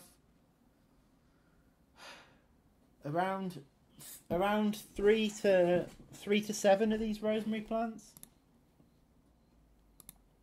Again, it's going to be random because I want to make as much as I can random about the level setups. I haven't bought any yet. Yeah, I'll do fine.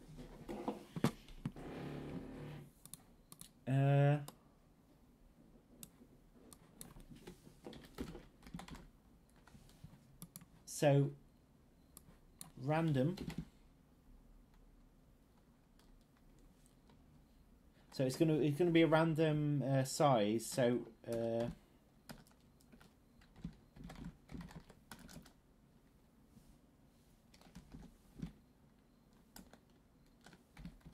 hang on.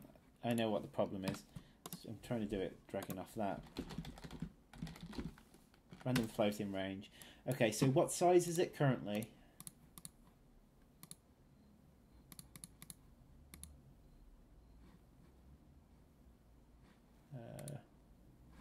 So yeah, 111 is its current size. I want to shrink it. It should be in proportion. So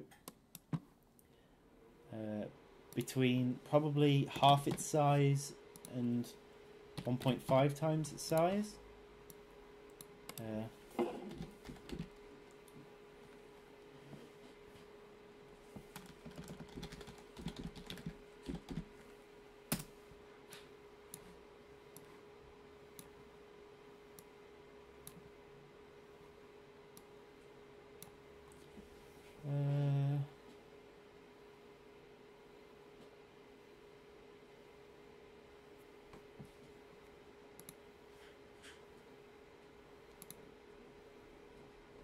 Okay, so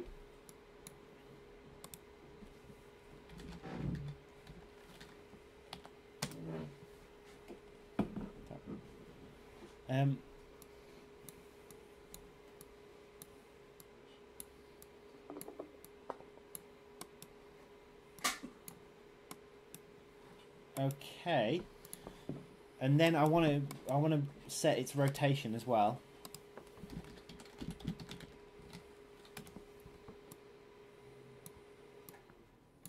Bloody cricket again. Sorry, I'm gonna kill that cricket. You know what? It's a noise in here somewhere. Cricket loop. Should I delete them? It's used at dusk, presumably. Yeah, it's because this level was originally based off 2-2. And if you at certain times of night you hear the crickets go if you zoomed in at certain locations. You're probably going to want that back. Liam will do that in an audio pass. He is the sound person. Oh damn it! I pressed save again.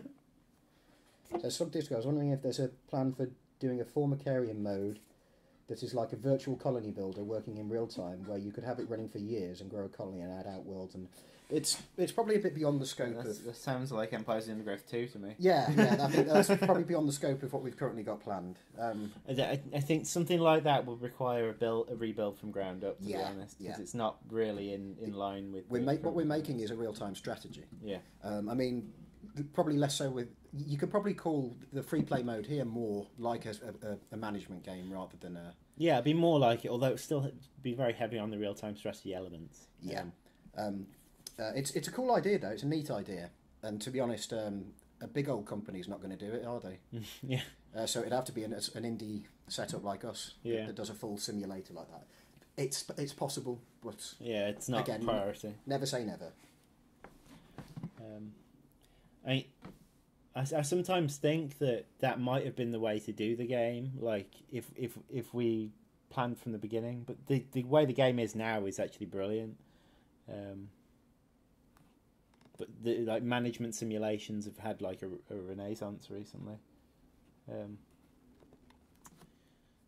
So it's definitely a thought for the future. Yeah, there's I mean, if you want to play a really good management game, it's not Ants obviously, but go and play Prison Architect. There's a bunch of them. RimWorld's really good as well. If you like roller coasters, there's City Skylines, roller coaster. What was it? Planet Coaster. Yeah, Planet Coaster. Yeah. I was playing it over Christmas. I set it up on hard mode, and I tried it. I tried to start a theme park 3 or 4 times, and every time I died within like half an hour. It was like, it was depressing. I couldn't get people to like my rides. Well, to be fair, at the start you only have like a carousel. It's like my approval rating's dropping because I'm having to put ticket prices up, and all I have is a carousel. You have to take loans, I think, to start that game. Okay, where was I? I was on the auto size Rosemary. So, random rotator. Random rotator. Okay, so your pitch roll. So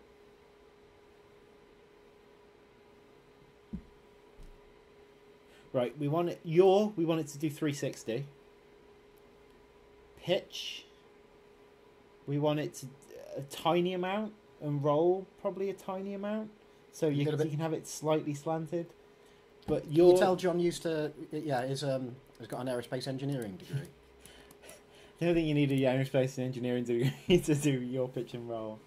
But no, you'll know. I know they're heavily involved. You'll know a physicist if they're doing this at a table sometimes, which is the you know Cartesian coordinates. The rule for the how electromagnetic induction works. Oh yeah, that's the 3-fingered rule. I remember that when we were doing that. It's been ages since I've done electronics.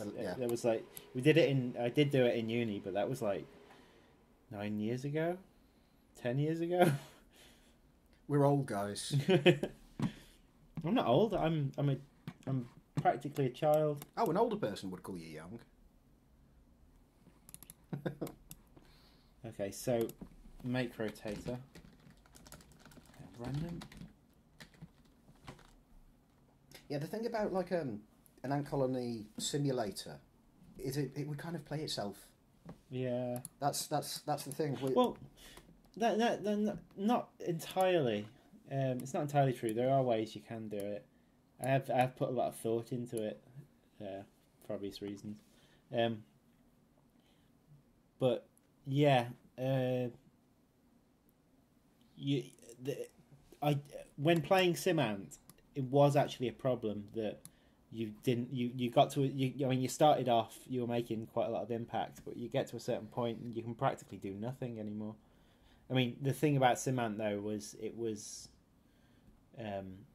you basically control one ant and you could summon ants to yourself. It wasn't the best of systems, but it was really good for its it's unique for its time. But I'm not pretending that SimAnt's. I'm not going to pretend that SimAnt's perfect. You made SimAnt today, it wouldn't. No, it's lots of people have nostalgic rose-tinted views of things like that. Mm-hmm. I think there is definitely space for an ant simulator now that's more simulation. I totally agree. I mean, games like Universe Sim sell well enough. You've seen that. I've put quite a bit of time into that. It's just simulations that you set a planetary system going and watch it. Mm-hmm. You put a supermassive black hole where the Earth's supposed to be and see what happens to the solar system. And it is good fun to watch. Okay.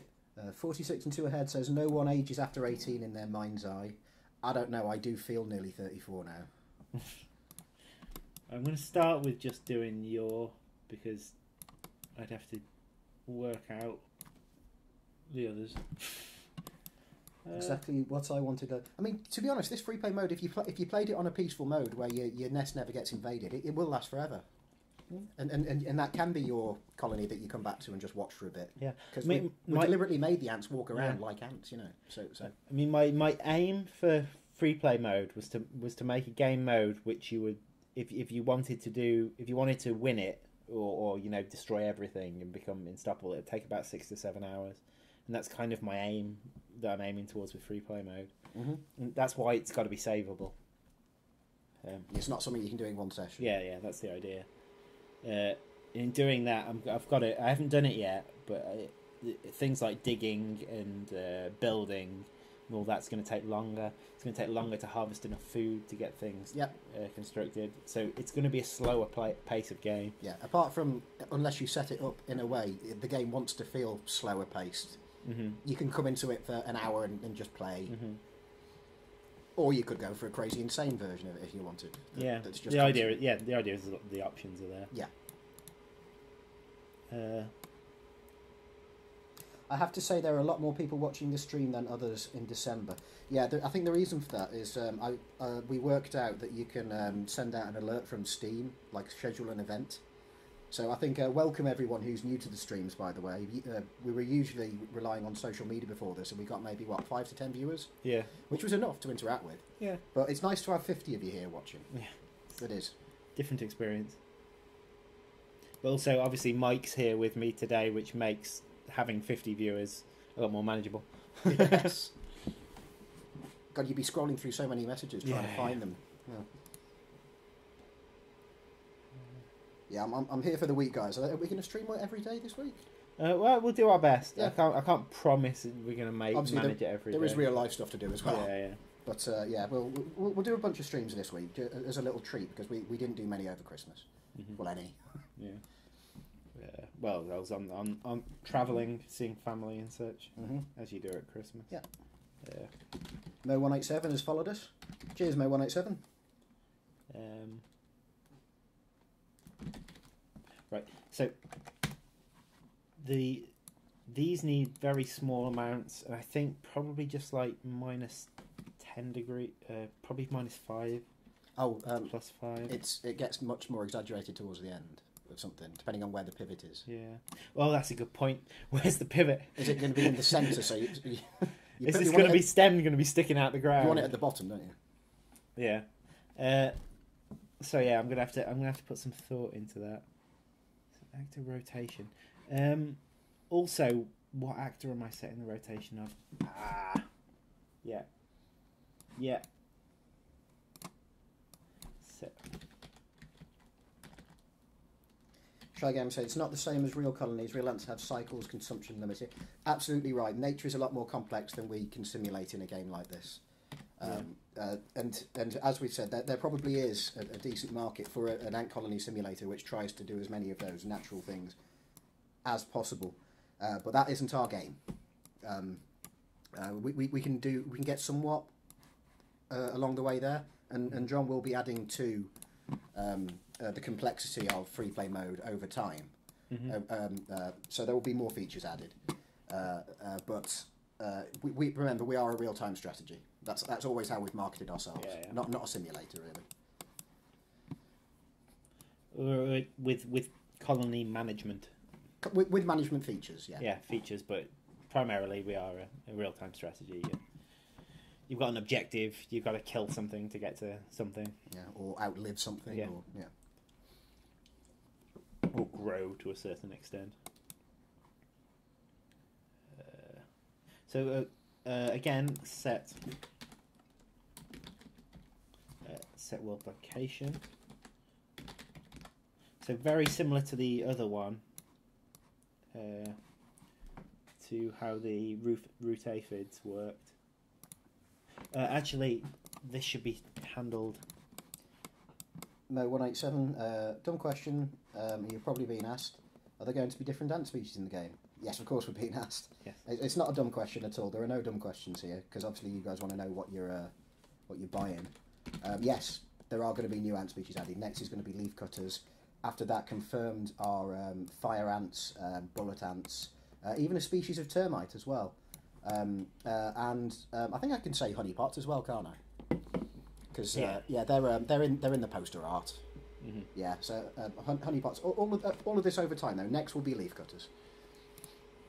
Yeah, we want to put time into each species so that they actually feel unique. Exactly. When we were developing the game for mobile, we kind of went around it the wrong way. I say you guys were developing it. I wasn't even. Yeah, you weren't part. I wasn't even part of the team then. We created lots of art assets. The guys created lots of art assets when we were developing for mobile. So we did have a bunch of species. However, none of them were that unique, were they?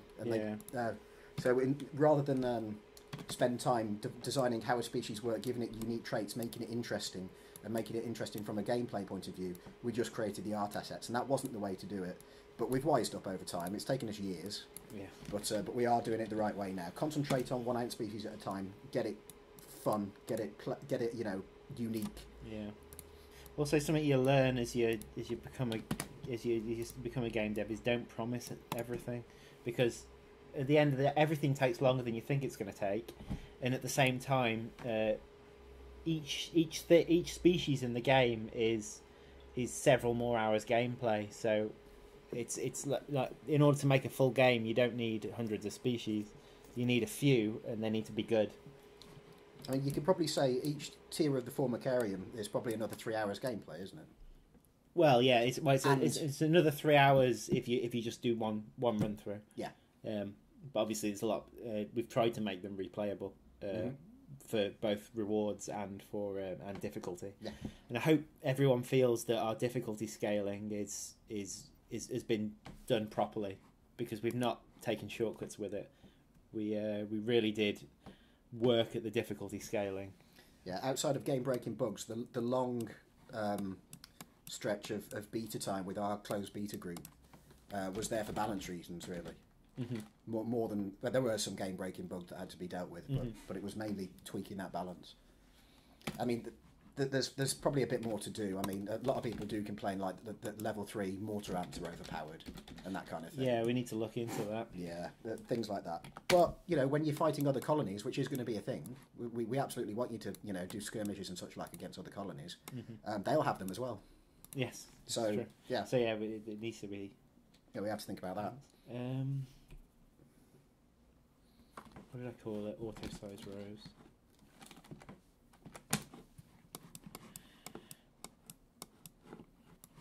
Right, so I think I can just take this. Actually,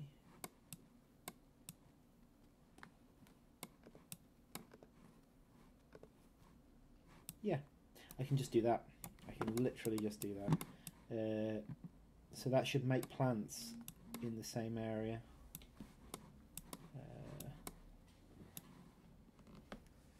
It doesn't... Oh, it should actually store references to all the plants it spawns as well, because it needs to delete them if we ever want to get rid of them.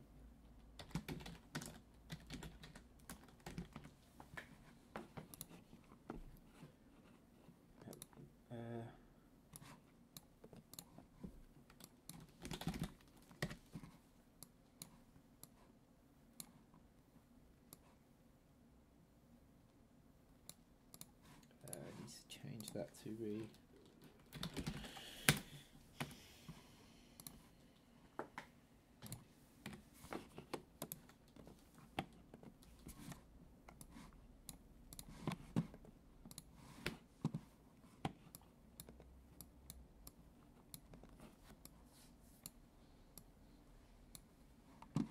Thing is, if we go now about say reducing the power level of mortar ants, I think everything becomes tougher.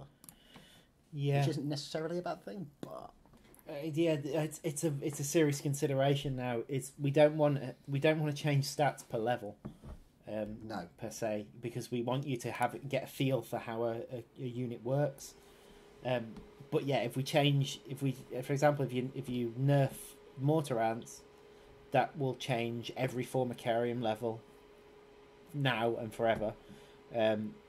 And each of those two wood ant levels, so you've got to be very careful when you change stats on those sort of things. Okay, so I have no Shite idea what Gamer this is going to says, do. I like the difficulty scales. I do have one issue with the Formicarian challenges. I wish you would be able to eat your kills when the ants kill beetles. You can. After the first run, it's... Oh no, he's talking about the Formicarium challenges. If you Oh. redo the Formicarium challenges, there's a balance reason why you can't do that. Yes, Oh yeah, my there is a gosh. balanced reason for that. It'd make it too easy to farm resources, basically. Okay, Wow. there appears to be an issue. That's a bush. That's a bush. There appears to be an issue with the scaling on the on the plants. John, I didn't think we were adding jungle levels yet. I want to see if any of them are out the ground, because we did that. Should be able to eat enemy ants. The reason you can't do that, in nature, quite a few species do eat their enemies, even the small ones like ants. It'd create too many food jobs and corpses on the map. Yeah. And ants are too small, really, in the context of a game, which is why you can eat the bigger enemies, but not ants, not enemy ants. Yeah, you'll never be able to do that in the game either, because it would just make it too easy to get more food as the attacks go in. If you notice on level 2-1, you get attacked by spiders and crabs. On harder difficulties, the food that they provide has actually been reduced because it was too easy. Because as the attacks come in, they just feed you, and your army gets to a critical size where you can deal with the attacks. And so the more attacks that come in, the stronger your army becomes. So making bigger attacks actually made it easier for the player rather than harder, which is a bit counterintuitive. It's also the reason why you're provided with a really mean amount of food when you kill a mole cricket. Yeah, because the challenge mode could easily be much easier than the normal thing. Yeah, if they provided a bunch of food. Exactly. All these balance things that you realise as you develop a game. Yeah. Okay, so I just want to check. It looks to me like these are affecting the nav mesh. Like there's loads of bits between that and the nav mesh. So that's squares there? Do they represent bits of the nav mesh which are missing? It's kind of it thinks the nav mesh is being blocked in certain areas. So I need to go into the settings and check that. The issue with like the hats we were having, where ants couldn't fire because things that had hats on, was because of that sort of thing.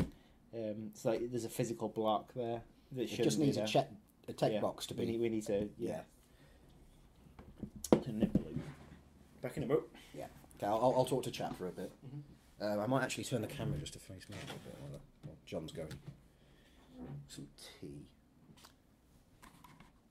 Okay, right. Okay. Well, at the moment I can just keep running the challenges and still get seeds to eat, so the enemy beetles don't really make a difference. Yes, you can, but the challenges do take time and effort. Is the point? It's another reason that the at the end of the when you reach the current end of the Formicarium challenges, the current content. Sorry, I should say. We give you a little spawner on the left hand side of the screen that allows you to spawn enemies in, and they can attack your colony, random enemies, or choose your enemies. And there's a very good reason that we don't let you take food from those. It's just a bit of fun. Something else to do while we're developing new content is just send some stuff after your Formicarium to see what happens. But if we let you take food from the corpses of those things, people will be farming hundreds of thousands of points of food, which of course is going to off balance any future Formicarium challenges that we do. So that's the reason for that. I like the Santa hats on the Ant Queen. That was funny. Yeah, that was a nice little touch. Matt, our artist, kept that under his hat, so it were. So even for me, it was a nice surprise to see that in the game. If you guys don't know yet, by the way, look in the settings for the game and turn on arachnophobia mode. And that means the two kinds of spider that are in the game, they'll wear respectively either a very nice convincing disguise in the form of a top hat for the beach wolf spiders, or a lovely baseball cap in the case of the funnel web spiders. We realise it's not necessarily helping that much for people who are arachnophobic and don't really want to see the way spiders move. So at some point in the future, we'll probably revisit that feature and make it a bit more effective. But it's a bit of fun for now.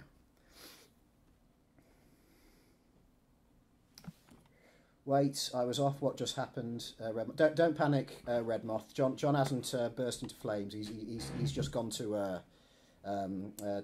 freshen up, I think the term is. Ah! The fire! He's back now. Oh. He got stung by a fire ant.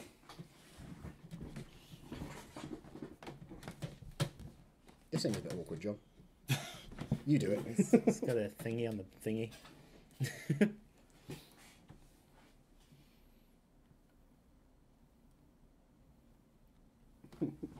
Right. Okay, so we clearly have a problem with the size of the rosemaries. It's rosemary, John. The rosemaries. You have it with steak. You know, nice little flavour. Yeah. No, I've got some tubs of it in the cupboard. So, at the moment, their scale was 0. So, I probably want to do 0.3 to. Rip ears. Scared my wife.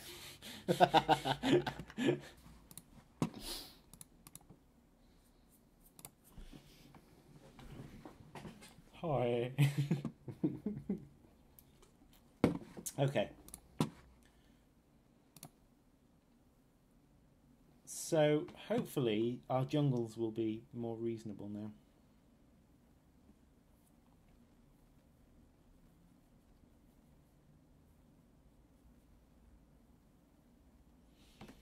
With things like the dead fish, it would be nice to have. Okay, that's still massive. In fact, that's bigger. Why is that bigger?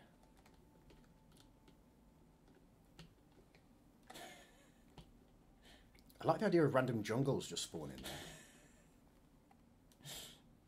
They're not very useful. Oh, you could play through that. What have I done?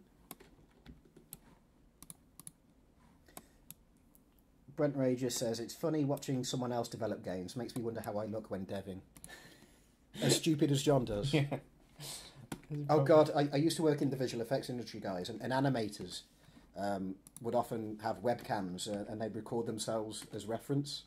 So watching animators, you know, in front of their computers gurning was always amusing. But you got over it pretty quick when you realise that's what they do all day.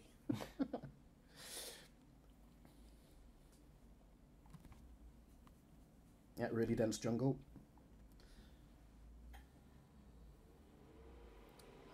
I just want some small rosemaries. Is that so much to ask? Have I done something stupid? Like a little sprig. Yeah. Yeah,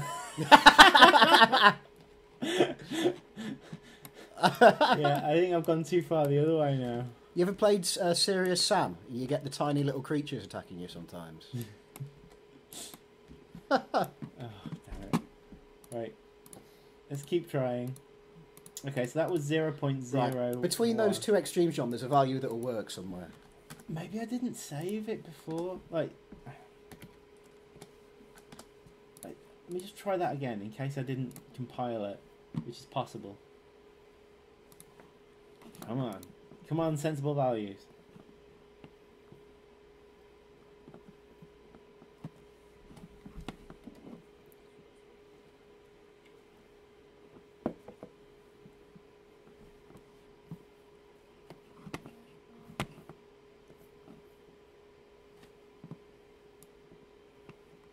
Okay, that's better.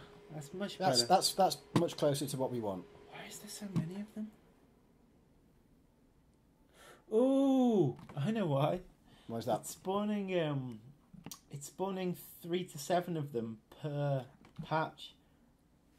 So that's why. You want to spawn 3 to 7 in total? Yeah. I kind of like the clumping that it's doing. I quite like it as well. look at some of the others. That's a bit more reasonable. Happy little accident, John, maybe. Yeah, maybe. Wait. Well, that, yeah. A quick look. What's that? Oh no, I mean, it looks to me like they're quite busy plants anyway, so maybe it's not that. Maybe it's just that. Humphrey says, John, the problem is the rosemary are too big. No kidding, it's a bloody jungle. Yes, mate, we're aware of it. It's currently being worked on. I actually quite like that. I do in a way as well. I don't think we're far off. I need to make them. I need to remove their collision. Let's do that.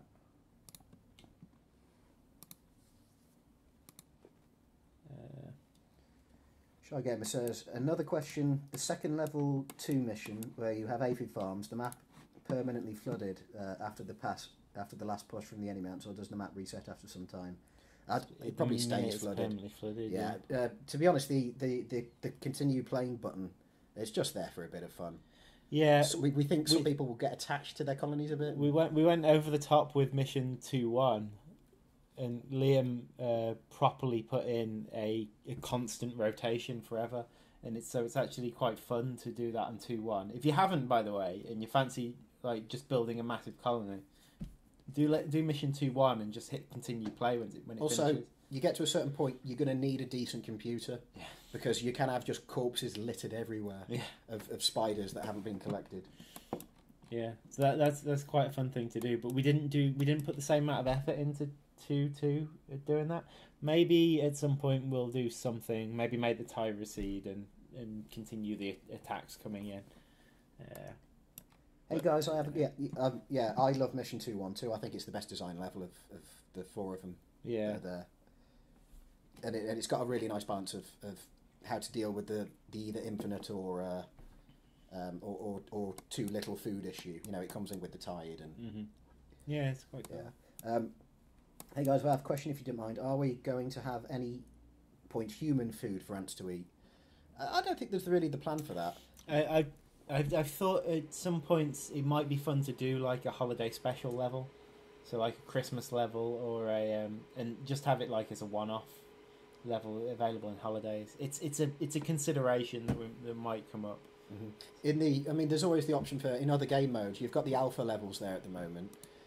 You could have like a one-off, mission or something. Yeah, exactly. So you could do something like you have to, I don't know, your colony starts, or maybe you only start with a certain number of ants, but you're in someone's kitchen. Yeah, you have to get the sugar. Yeah, something like that. Funny things like that. It's possible. You have to get some voice acting done for that. You have to get Hannah to do it, John. Yeah, you could do. Picnic Ray challenge could be fun. It could. Summer special. Yeah, summer special. Sure. When the summer break starts.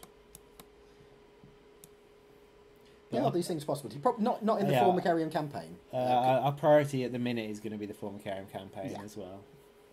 Maybe stuff like that is more likely after we've released into full release, because then we'll have more time to work on. Well, you'll have an idea of those sort of things, resources that you've got as well. And, what am I doing? I've been clicking for ages without doing anything. Right. Okay. I'll be quiet for a while. I thought the rosemary size was reasonable. Oh, I wanted to turn them off, didn't I? I wanted to turn the collision off, didn't I? Okay, so these are the collision settings. So at the minute it's set to block all dynamics. So I just change that to no collision. And can never affect navigation off. Okay, so that should basically mean things can walk past through them.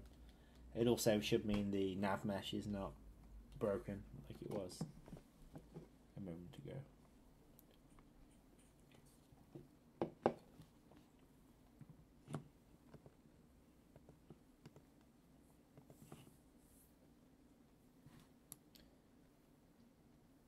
Ecthrellis can't get ants out of his kitchen. May I recommend some strong chemical warfare, my friend.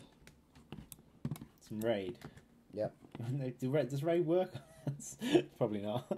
Well, it probably does if you can hit them. I imagine there's a form of raid which is made for ants. There's powder you put down a lot of the time, isn't it? Do you think there's too many rosemary bushes? You don't want to hide the aphids too much, do you? Yeah. That's the problem. Okay, so maybe 7's too many. Roger says, how many hours do you guys have on the game? That's probably a question which is better for me than John. Yeah. Because John obviously has hundreds. Well, I do a lot of my testing in Engine. In Engine, so that's the in the editor. The thing that won't show up on Steam. Yeah, so John probably has less hours in it on Steam than I do. I'm close to 60 hours on Steam. I also want the rosemary to be close to the aphids. So maybe the rosemary comes off the aphids, and it's 1 to 2 per patch. Yeah, that would make sense. Okay, so let's do that instead. So what I'm talking about doing here is, instead of having it spawn the rosemary afterwards, just as it spawns each patch of aphids,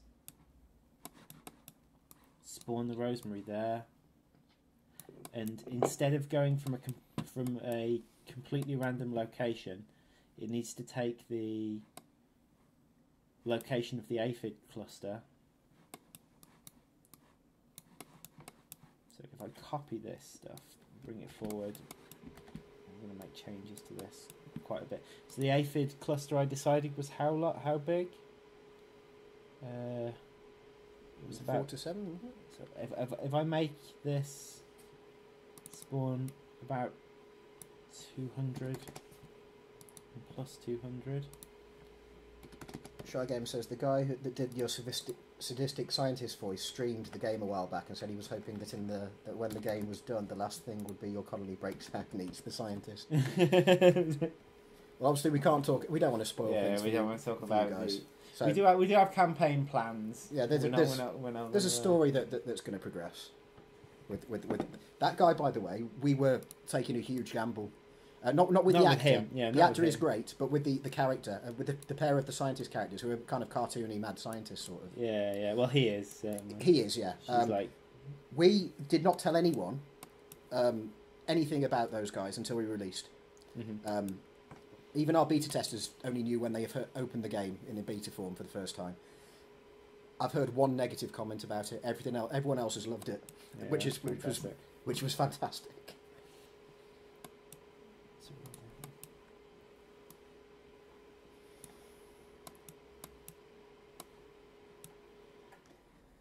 Lasius Niger. Yeah, actually, our black ants were originally Lasius Niger, but I think we worked out they were probably a bit too small. It's actually more to do with links with other species in the game. Yeah, that sort of thing. There's a few reasons why. You'd have to ask Liam, but there is a reason why we didn't end up going with Lasius Niger. They are tiny. They're smaller than Formica fusca, which is what is in the game. I mean, we had them.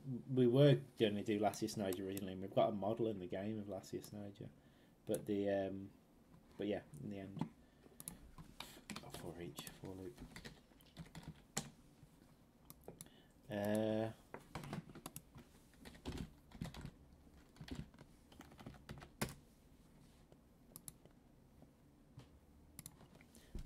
So 1 to 2 plants. Redmoth says there should be a pirated version where you there's an assassin, I think you meant to say, bug that runs and instantly kills when you dig up the first food.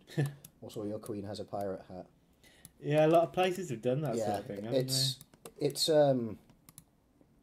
famously Croteam, who do the Serious Sam games amongst others. They released a version where you can't really get past the first level of Serious Sam BFE. Yeah. Because an immortal scorpion appears and just won't let you get past. Mm-hmm. So what I guess the way you do that, there's not really an easy way to detect if the game's pirated. Yeah, you'd have to release it yourself. Yeah, we'd have to get the game pirated ourselves first, which feels weird. Yeah, the way to do it is to be the first to pirate your own game. So as soon as you release, you also release the pirated version into the wild. And then you get people complaining on forums and stuff about. And you know immediately that you can take the mick a little bit and ignore them because they've pirated the game. Okay, so that's 1 to 2 spawning, and now they should be spawning near the thing that spawned. So now they can technically be 8, but they should be a lot closer. ZVWRS says, "Can you make something to cloud save the game data? I lost the whole process after my hard drive died." It's in yes, like Steamworks, I think it is, that includes all this Steam Cloud saving. Yeah. It's going to happen. We just haven't got around to it yet, guys. We've only been out 6 weeks. It's actually we've done it already. So the next patch, the cloud saves not specifically done, but we've integrated the Steam API already. Can we see the Lasius model? I don't think there's much point. It just looks like a small black ant. I mean, there was a rotating image of it on the video of it on the old site. On the old website, yeah. You'd have been able to see it, but the site's been updated since, and the stuff that isn't in the game anymore, or we've decided against, has been removed from the website. But I'll see if I can find it actually, because it's probably in that GIF post that Liam made on. Yeah, probably. Give me a second, Redmoth. I'll see if I can find the GIF gallery that Liam posted way back in the day.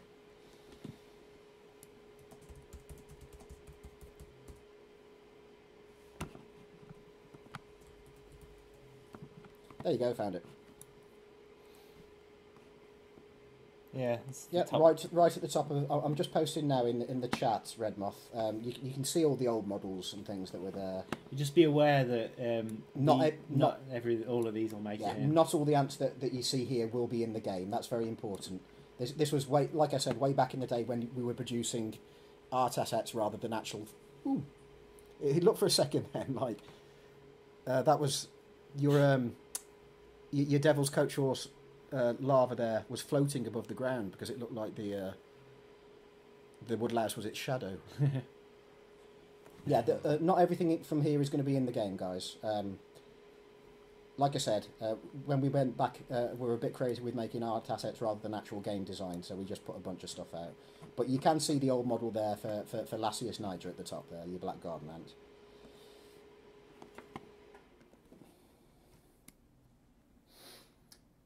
Question, Tony Bjorn says, if Titan Beetle would be dropped into the Future Formicarium challenge because it is so big to go into the nest, will it be that the sustained wave will not stop until the Titan Beetle is killed? Interesting thought. We're thinking Titans are not going to be kind of an existential threat to your colony, are they? They're more a resource to be conquered.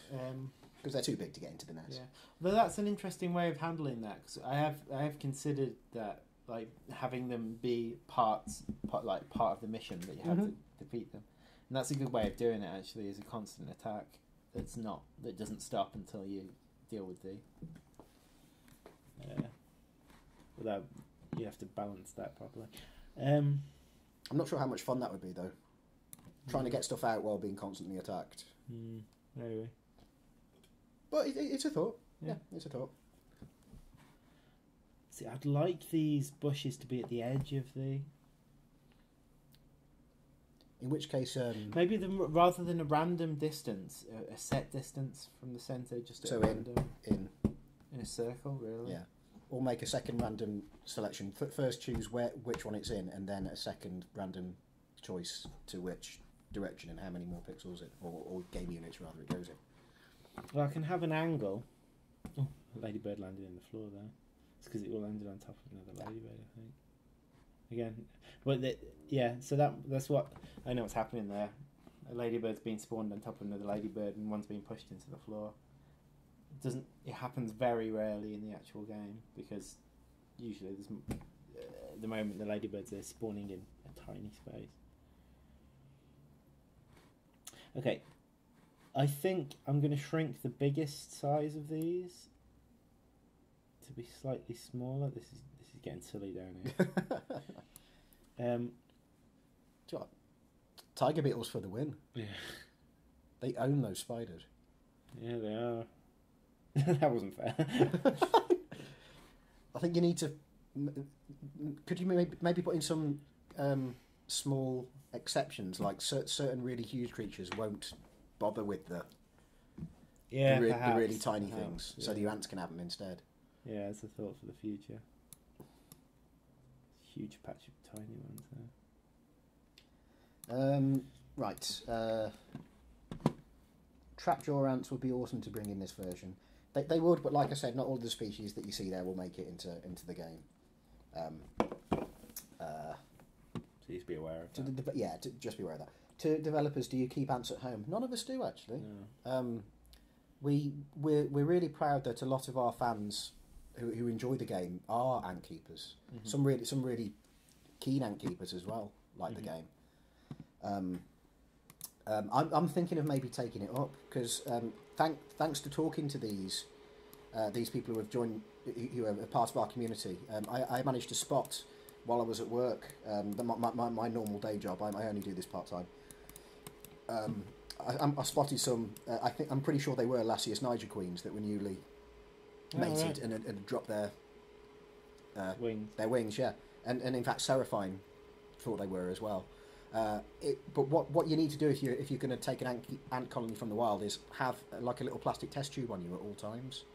So that's what I'm probably going to do next year when they come into mating season. Mm-hmm. Buy a couple of cheap plastic test tubes and try and keep a colony because you can keep them in test tubes.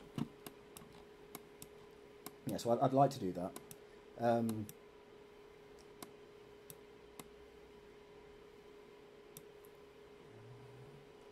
Try again. Another reason you might have opted out of Lasius Niger is an escape artist like no other. Because it's so small. Yeah, if I was going to keep a Lasius Niger nest, I'd have to be really careful about it. Yeah. There's things you can do like talcum powder, to make the surface slippy for them so they can't escape. What's the best way of doing this? So this is just basic vector maths, isn't it? So I've got so many good ant shops in the UK. You can get a Lasius Niger queen for free with any order. I think it'd be more fun to catch one from the wild rather than order one. Yeah.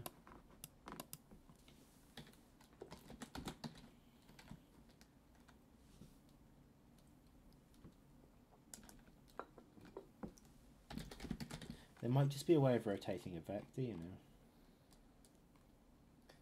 Queens can't pass over state borders without a permit. Not a problem here, mate. Not until Brexit, anyway.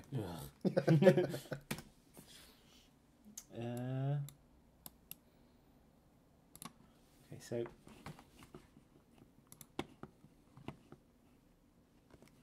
so rotate vector.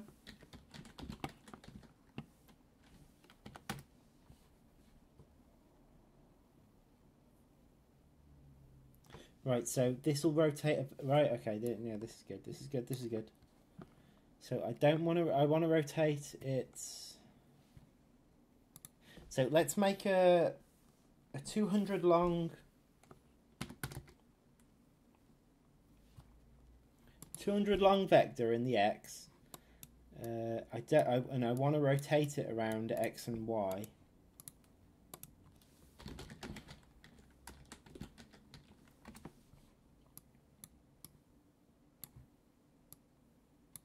But not Z. So I'm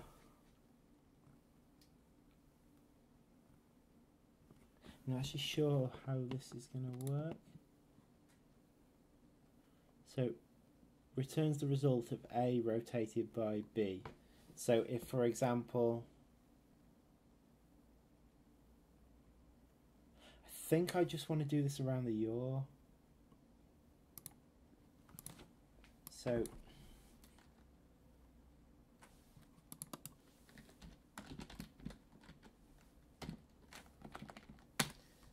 well, thank you developers for making this game.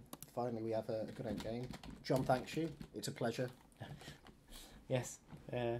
Thank you all for making my dream of becoming a game developer a reality. John is now a pro game developer. Yeah.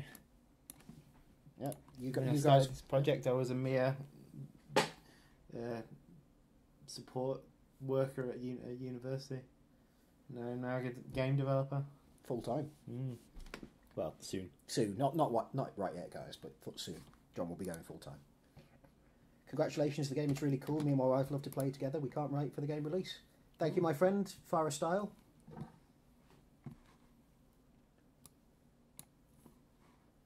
I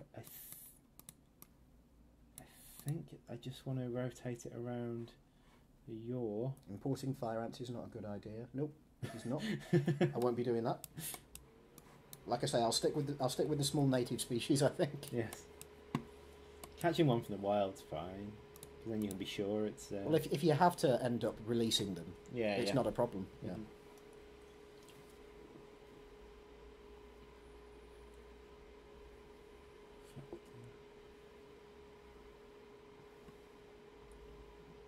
Okay, so it's not the rotation of the actor; it's the location, and it's not here. The location's not actually handled in the auto size.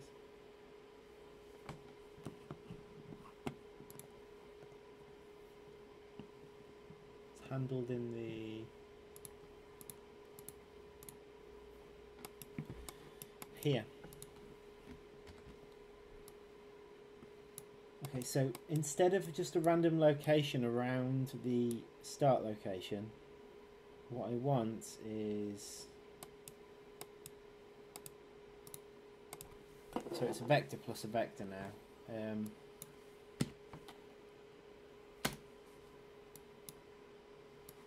Shift all of this out of the way for now, whilst I test this new way of doing it. Flashbacks to Nuke, John. Yeah. Thinking there might be a better way of doing this, just shoving the old one to one side. Yeah. Then deciding, actually, no, the old way was better, and going back to it. Let's hope the old way wasn't better.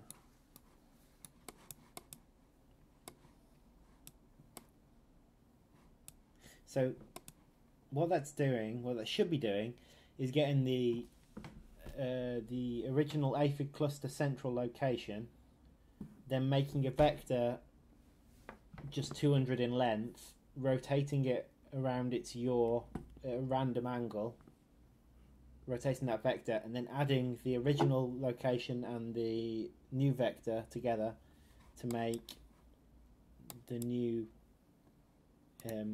final transform. So theoretically, what that should cause is the plants, the one or two plants, to be on the edge of the aphids. That's the theory. In practice, I'll probably end up with plants in really weird locations. It'd be fun to watch, though. Let's see.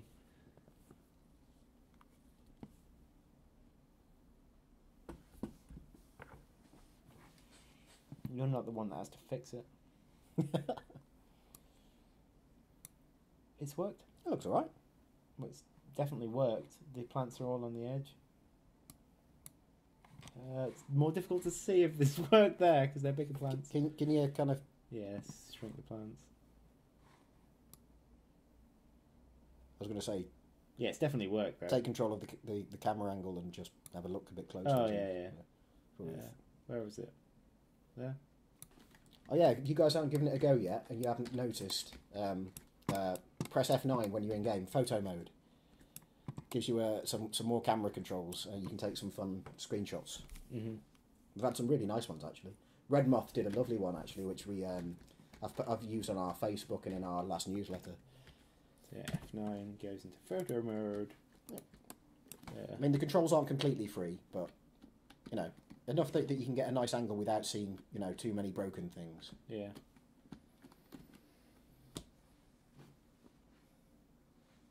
Well, the reason I limited it was because of broken things. I mean, you will be able to see off the map at certain angles. Yeah, it's not great, is it? You can see right off the edge of the map. Yeah. Giving people the option to do it rather than not was a better idea.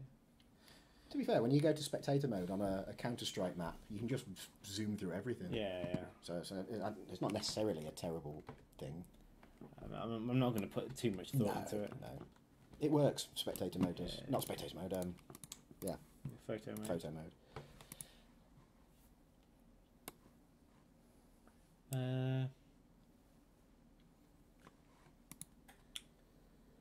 Okay. I think there's more we can do with this, but I don't think we have to at the minute. I'm going to make the maximum size of the plants smaller because sometimes they can be really intrusive there. I think the minimum size is fine. So let's go with 2.5 maybe.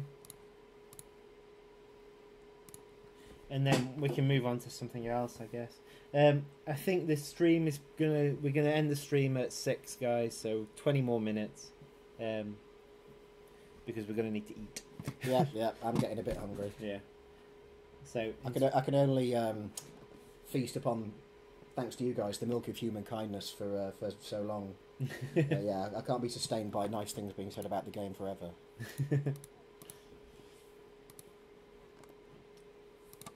So I'll maybe start the fish next, and we can make a start on that. So fish nets. Yeah, the fish nets, the tights. You know, I'm gonna start knitting a pair. I thought woolen fish nets for the next stream. I guess it. You'll probably want a bit of standing water in the map in order to make the fish kind of make sense. Possibly. Or we could have like claw marks. The claw marks to make it look like do you remember the story of Martha? Yeah. I suspect that texture's still in the game. Maybe just make the fish land from above. Soft body physics sim on it as well, so it flops about for a bit. Yeah. I thought a fish like that should have. I was thinking it would spawn. Like stray wood ants would constantly feed to make it harder to harvest. Mm-hmm. You could have them spawn at you could have them spawn at the same points. The other stuff, the cave stuff. And of course, when you do finally have other colonies in the game, they'll be competing for those resources as well. Exactly. But they're not going to be in the first iteration. So. Yeah. Liam's working on the AI.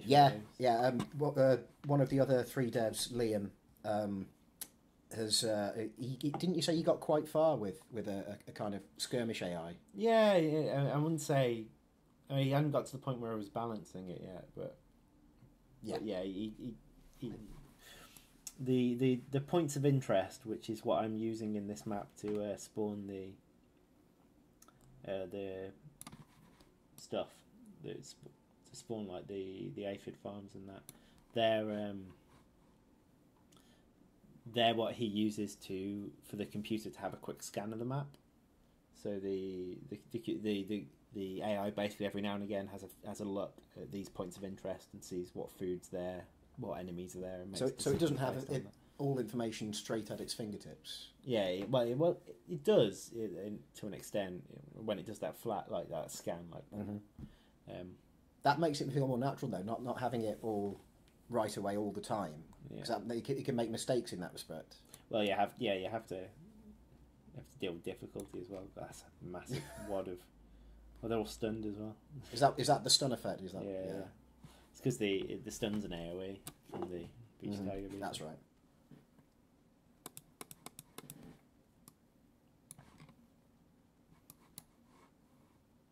Dude. Maybe we should have a derp in the current mode actually, rather than start the fish.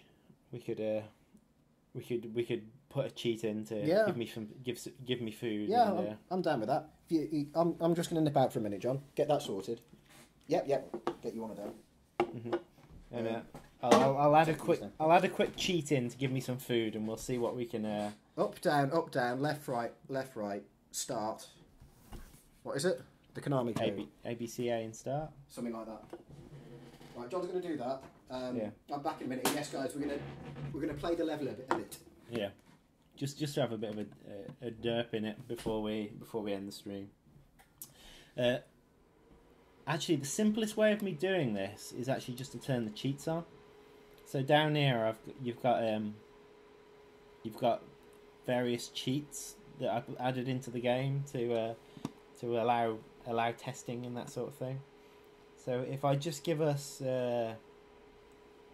infinite resources, I think that's probably enough.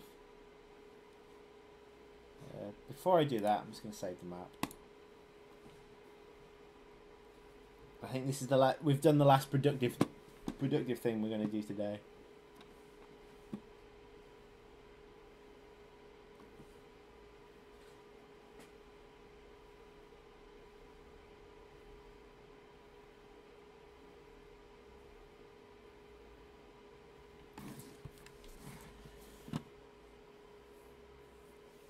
And then we'll just cheat and build up a massive colony and see what and destroy some stuff on the surface.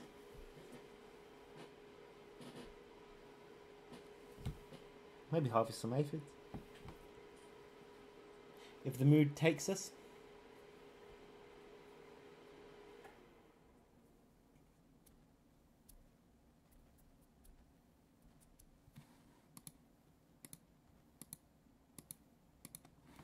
Okay, so infinite resources.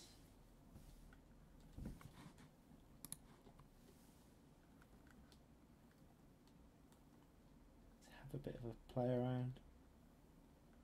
Right, so I haven't actually tried building up a colony in this map yet, so you have to allow for certain problems to occur.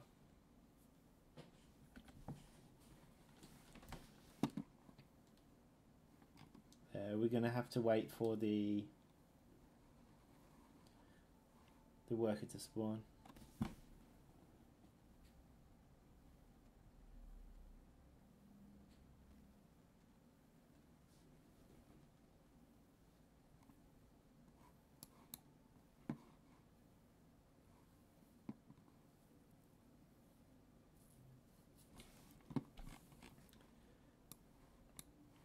By the time we get to the surface, by the way, guys, it's going to be a bit mental.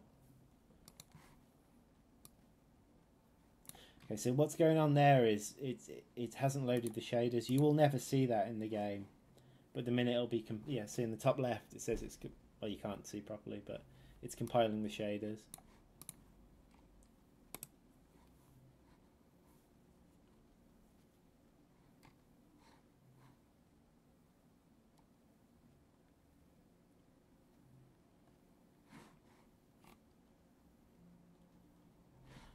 And that's just an editor thing.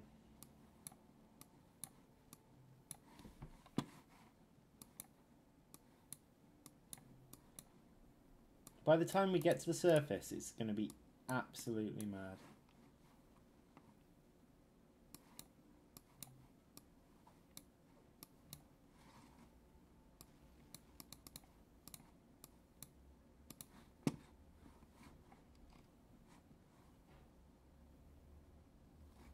At the moment, everything's taking so long because I haven't built any more workers, so I've still just got a few workers doing tons and tons of jobs.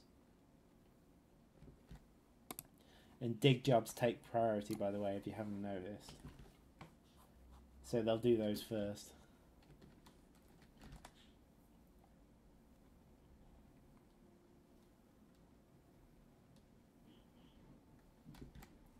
What I should do is stop digging and let the ants do the other things. I just turned on infinite food. Ah. No reason to do anything else. No, just making it more complicated. Yeah.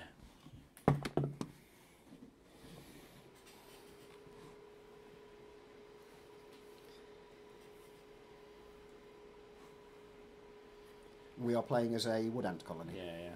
I've given them too many jobs to do, so they're taking ages. This is a problem, actually. You'll see people who are really good at it. They pace themselves with when the jobs happen. Yeah. If you just dig out loads of stuff, your ants will do nothing but dig for ages. And you end up with your first 3 workers having to do running about tons of, all over the place. tons of dig jobs. It's worth noting, guys, most people don't build that many workers, but the people who are really good at the game, better than us by far, the people who have beat insane mode on everything, make a lot more workers than most people do. Particularly on, say, 2.1, where workers are cheap ways of harvesting a bunch of food from a distance. Yeah, because the food, you have to travel quite far into one.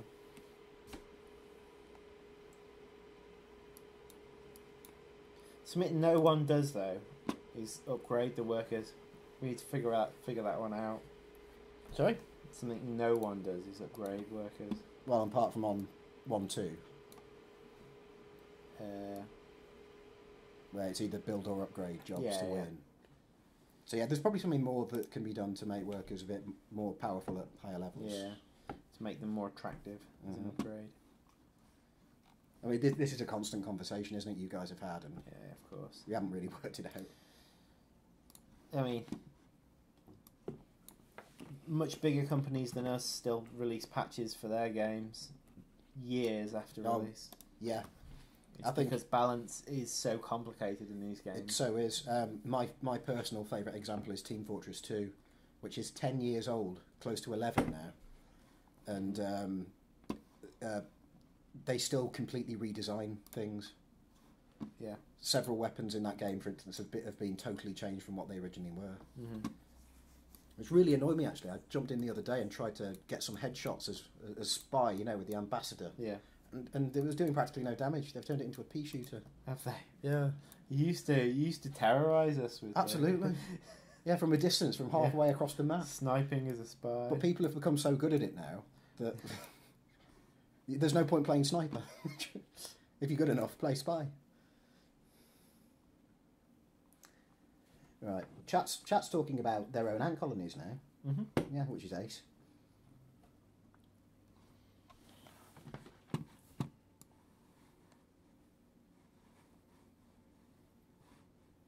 I can't bring myself to kill an ant colony that lost their queen, as some ant keepers do. Yeah, that's a dilemma. Yeah.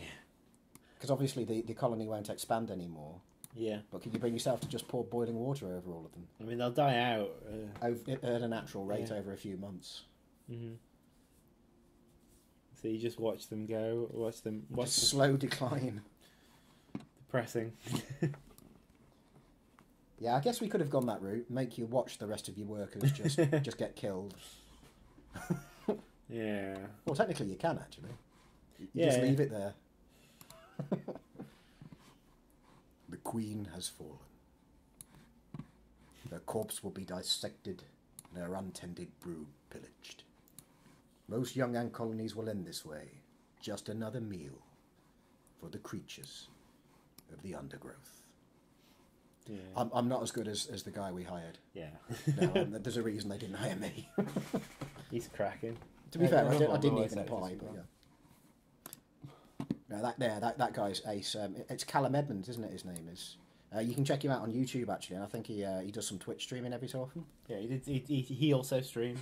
Yeah, he streamed. Yeah, him along with the guy who did the male scientist voice. Yeah, that he streamed as well. Of course, if they do stream, they are going to stream the game that they voice acted for. Wouldn't you? Yeah.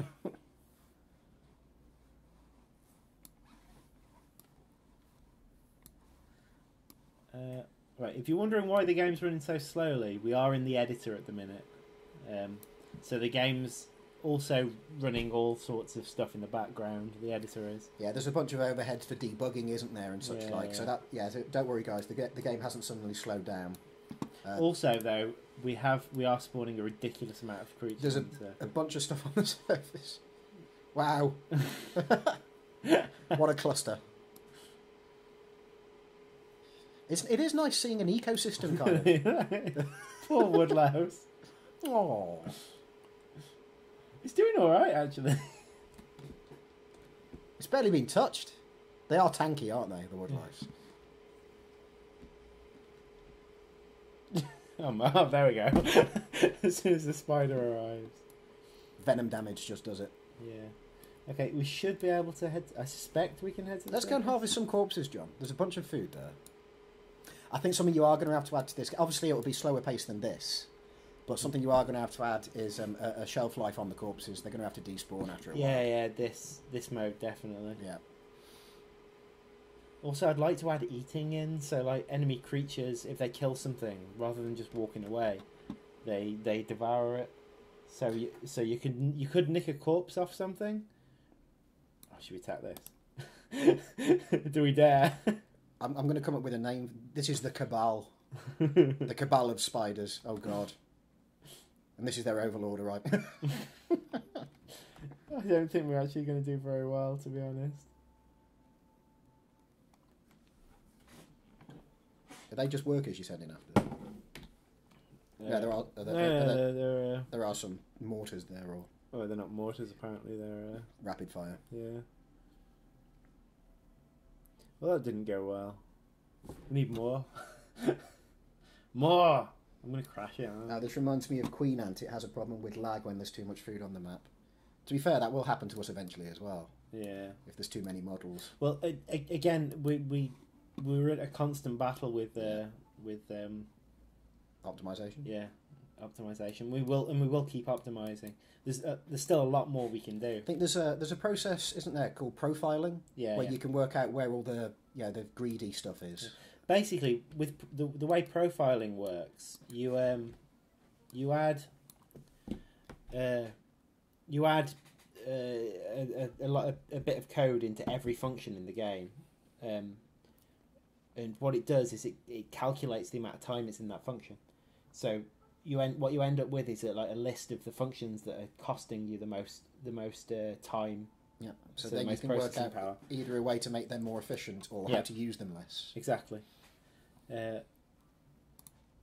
And we will keep improving that. It's one of the reasons why we've got such a strict limit on your units in the Formicarium. At the moment, and the idea is that as we improve the game's performance, we can increase that limit. So every tier of the Formicarium, what you can build in your Formicarium increases. Yeah, not just because of the limit, but because the code has actually gotten better in the meantime. Yeah, exactly. So there's more than just a cap for the sake of a cap behind that. Oh, and also we don't want people having like 800 ants when they go into Formicarium Challenge 3 because that is a thing.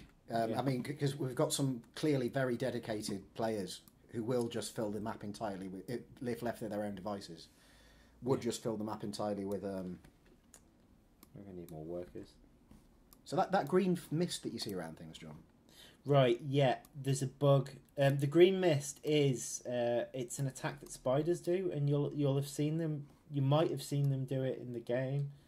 But basically, one of the spiders' attacks is called Venom Strike, and they kind of leap into the air and attack. You'll see them do it. It's the highest priority attack, but it's got a cooldown on. Yeah, that kind of go. There. That will leave, as you can see, a small cloud of green mist on the creatures.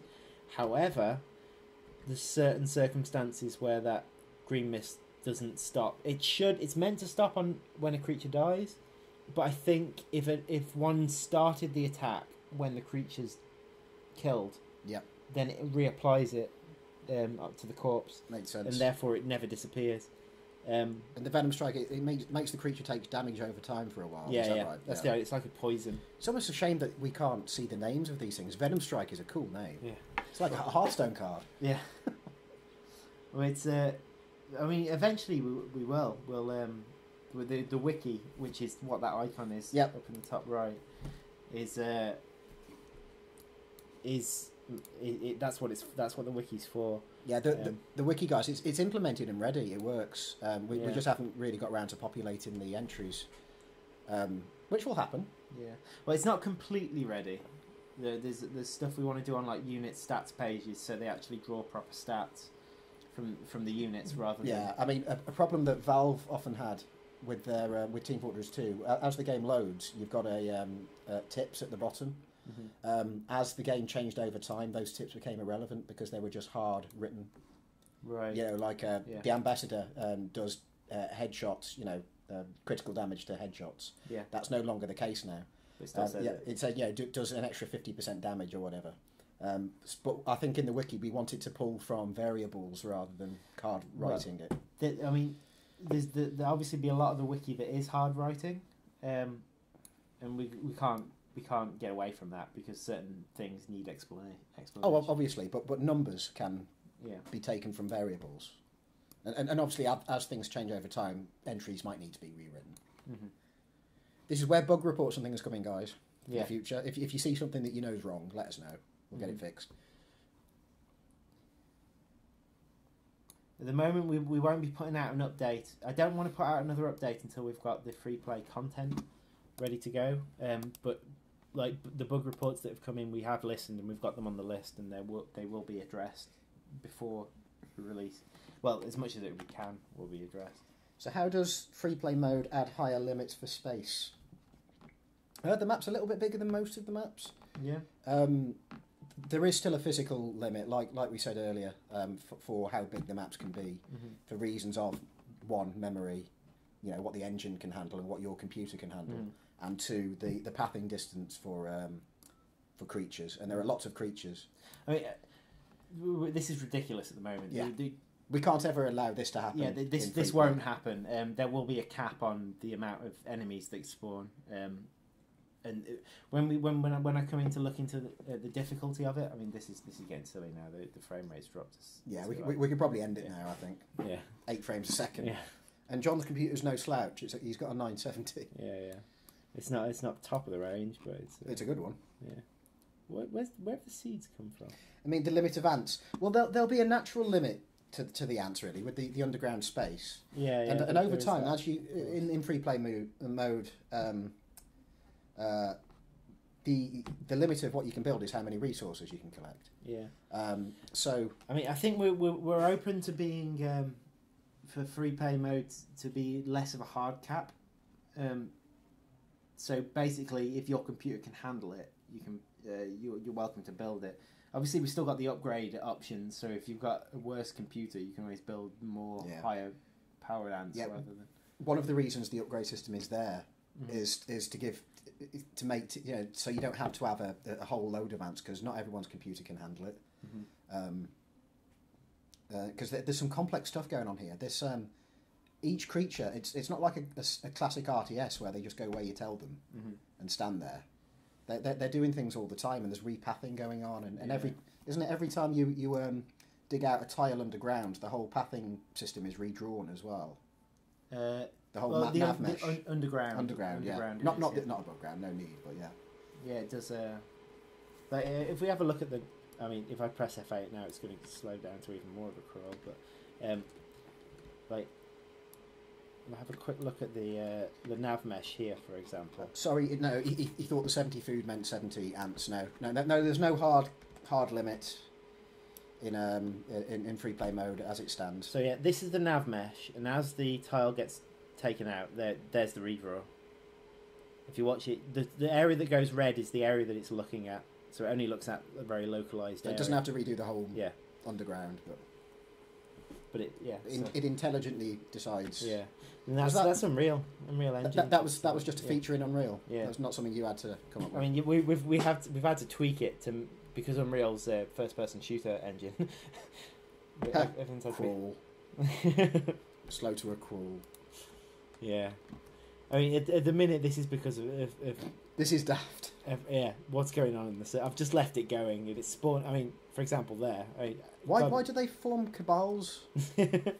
It's because they don't have any wander distance. So normally creatures have a one. It looks like patches of spiders are owning everywhere now.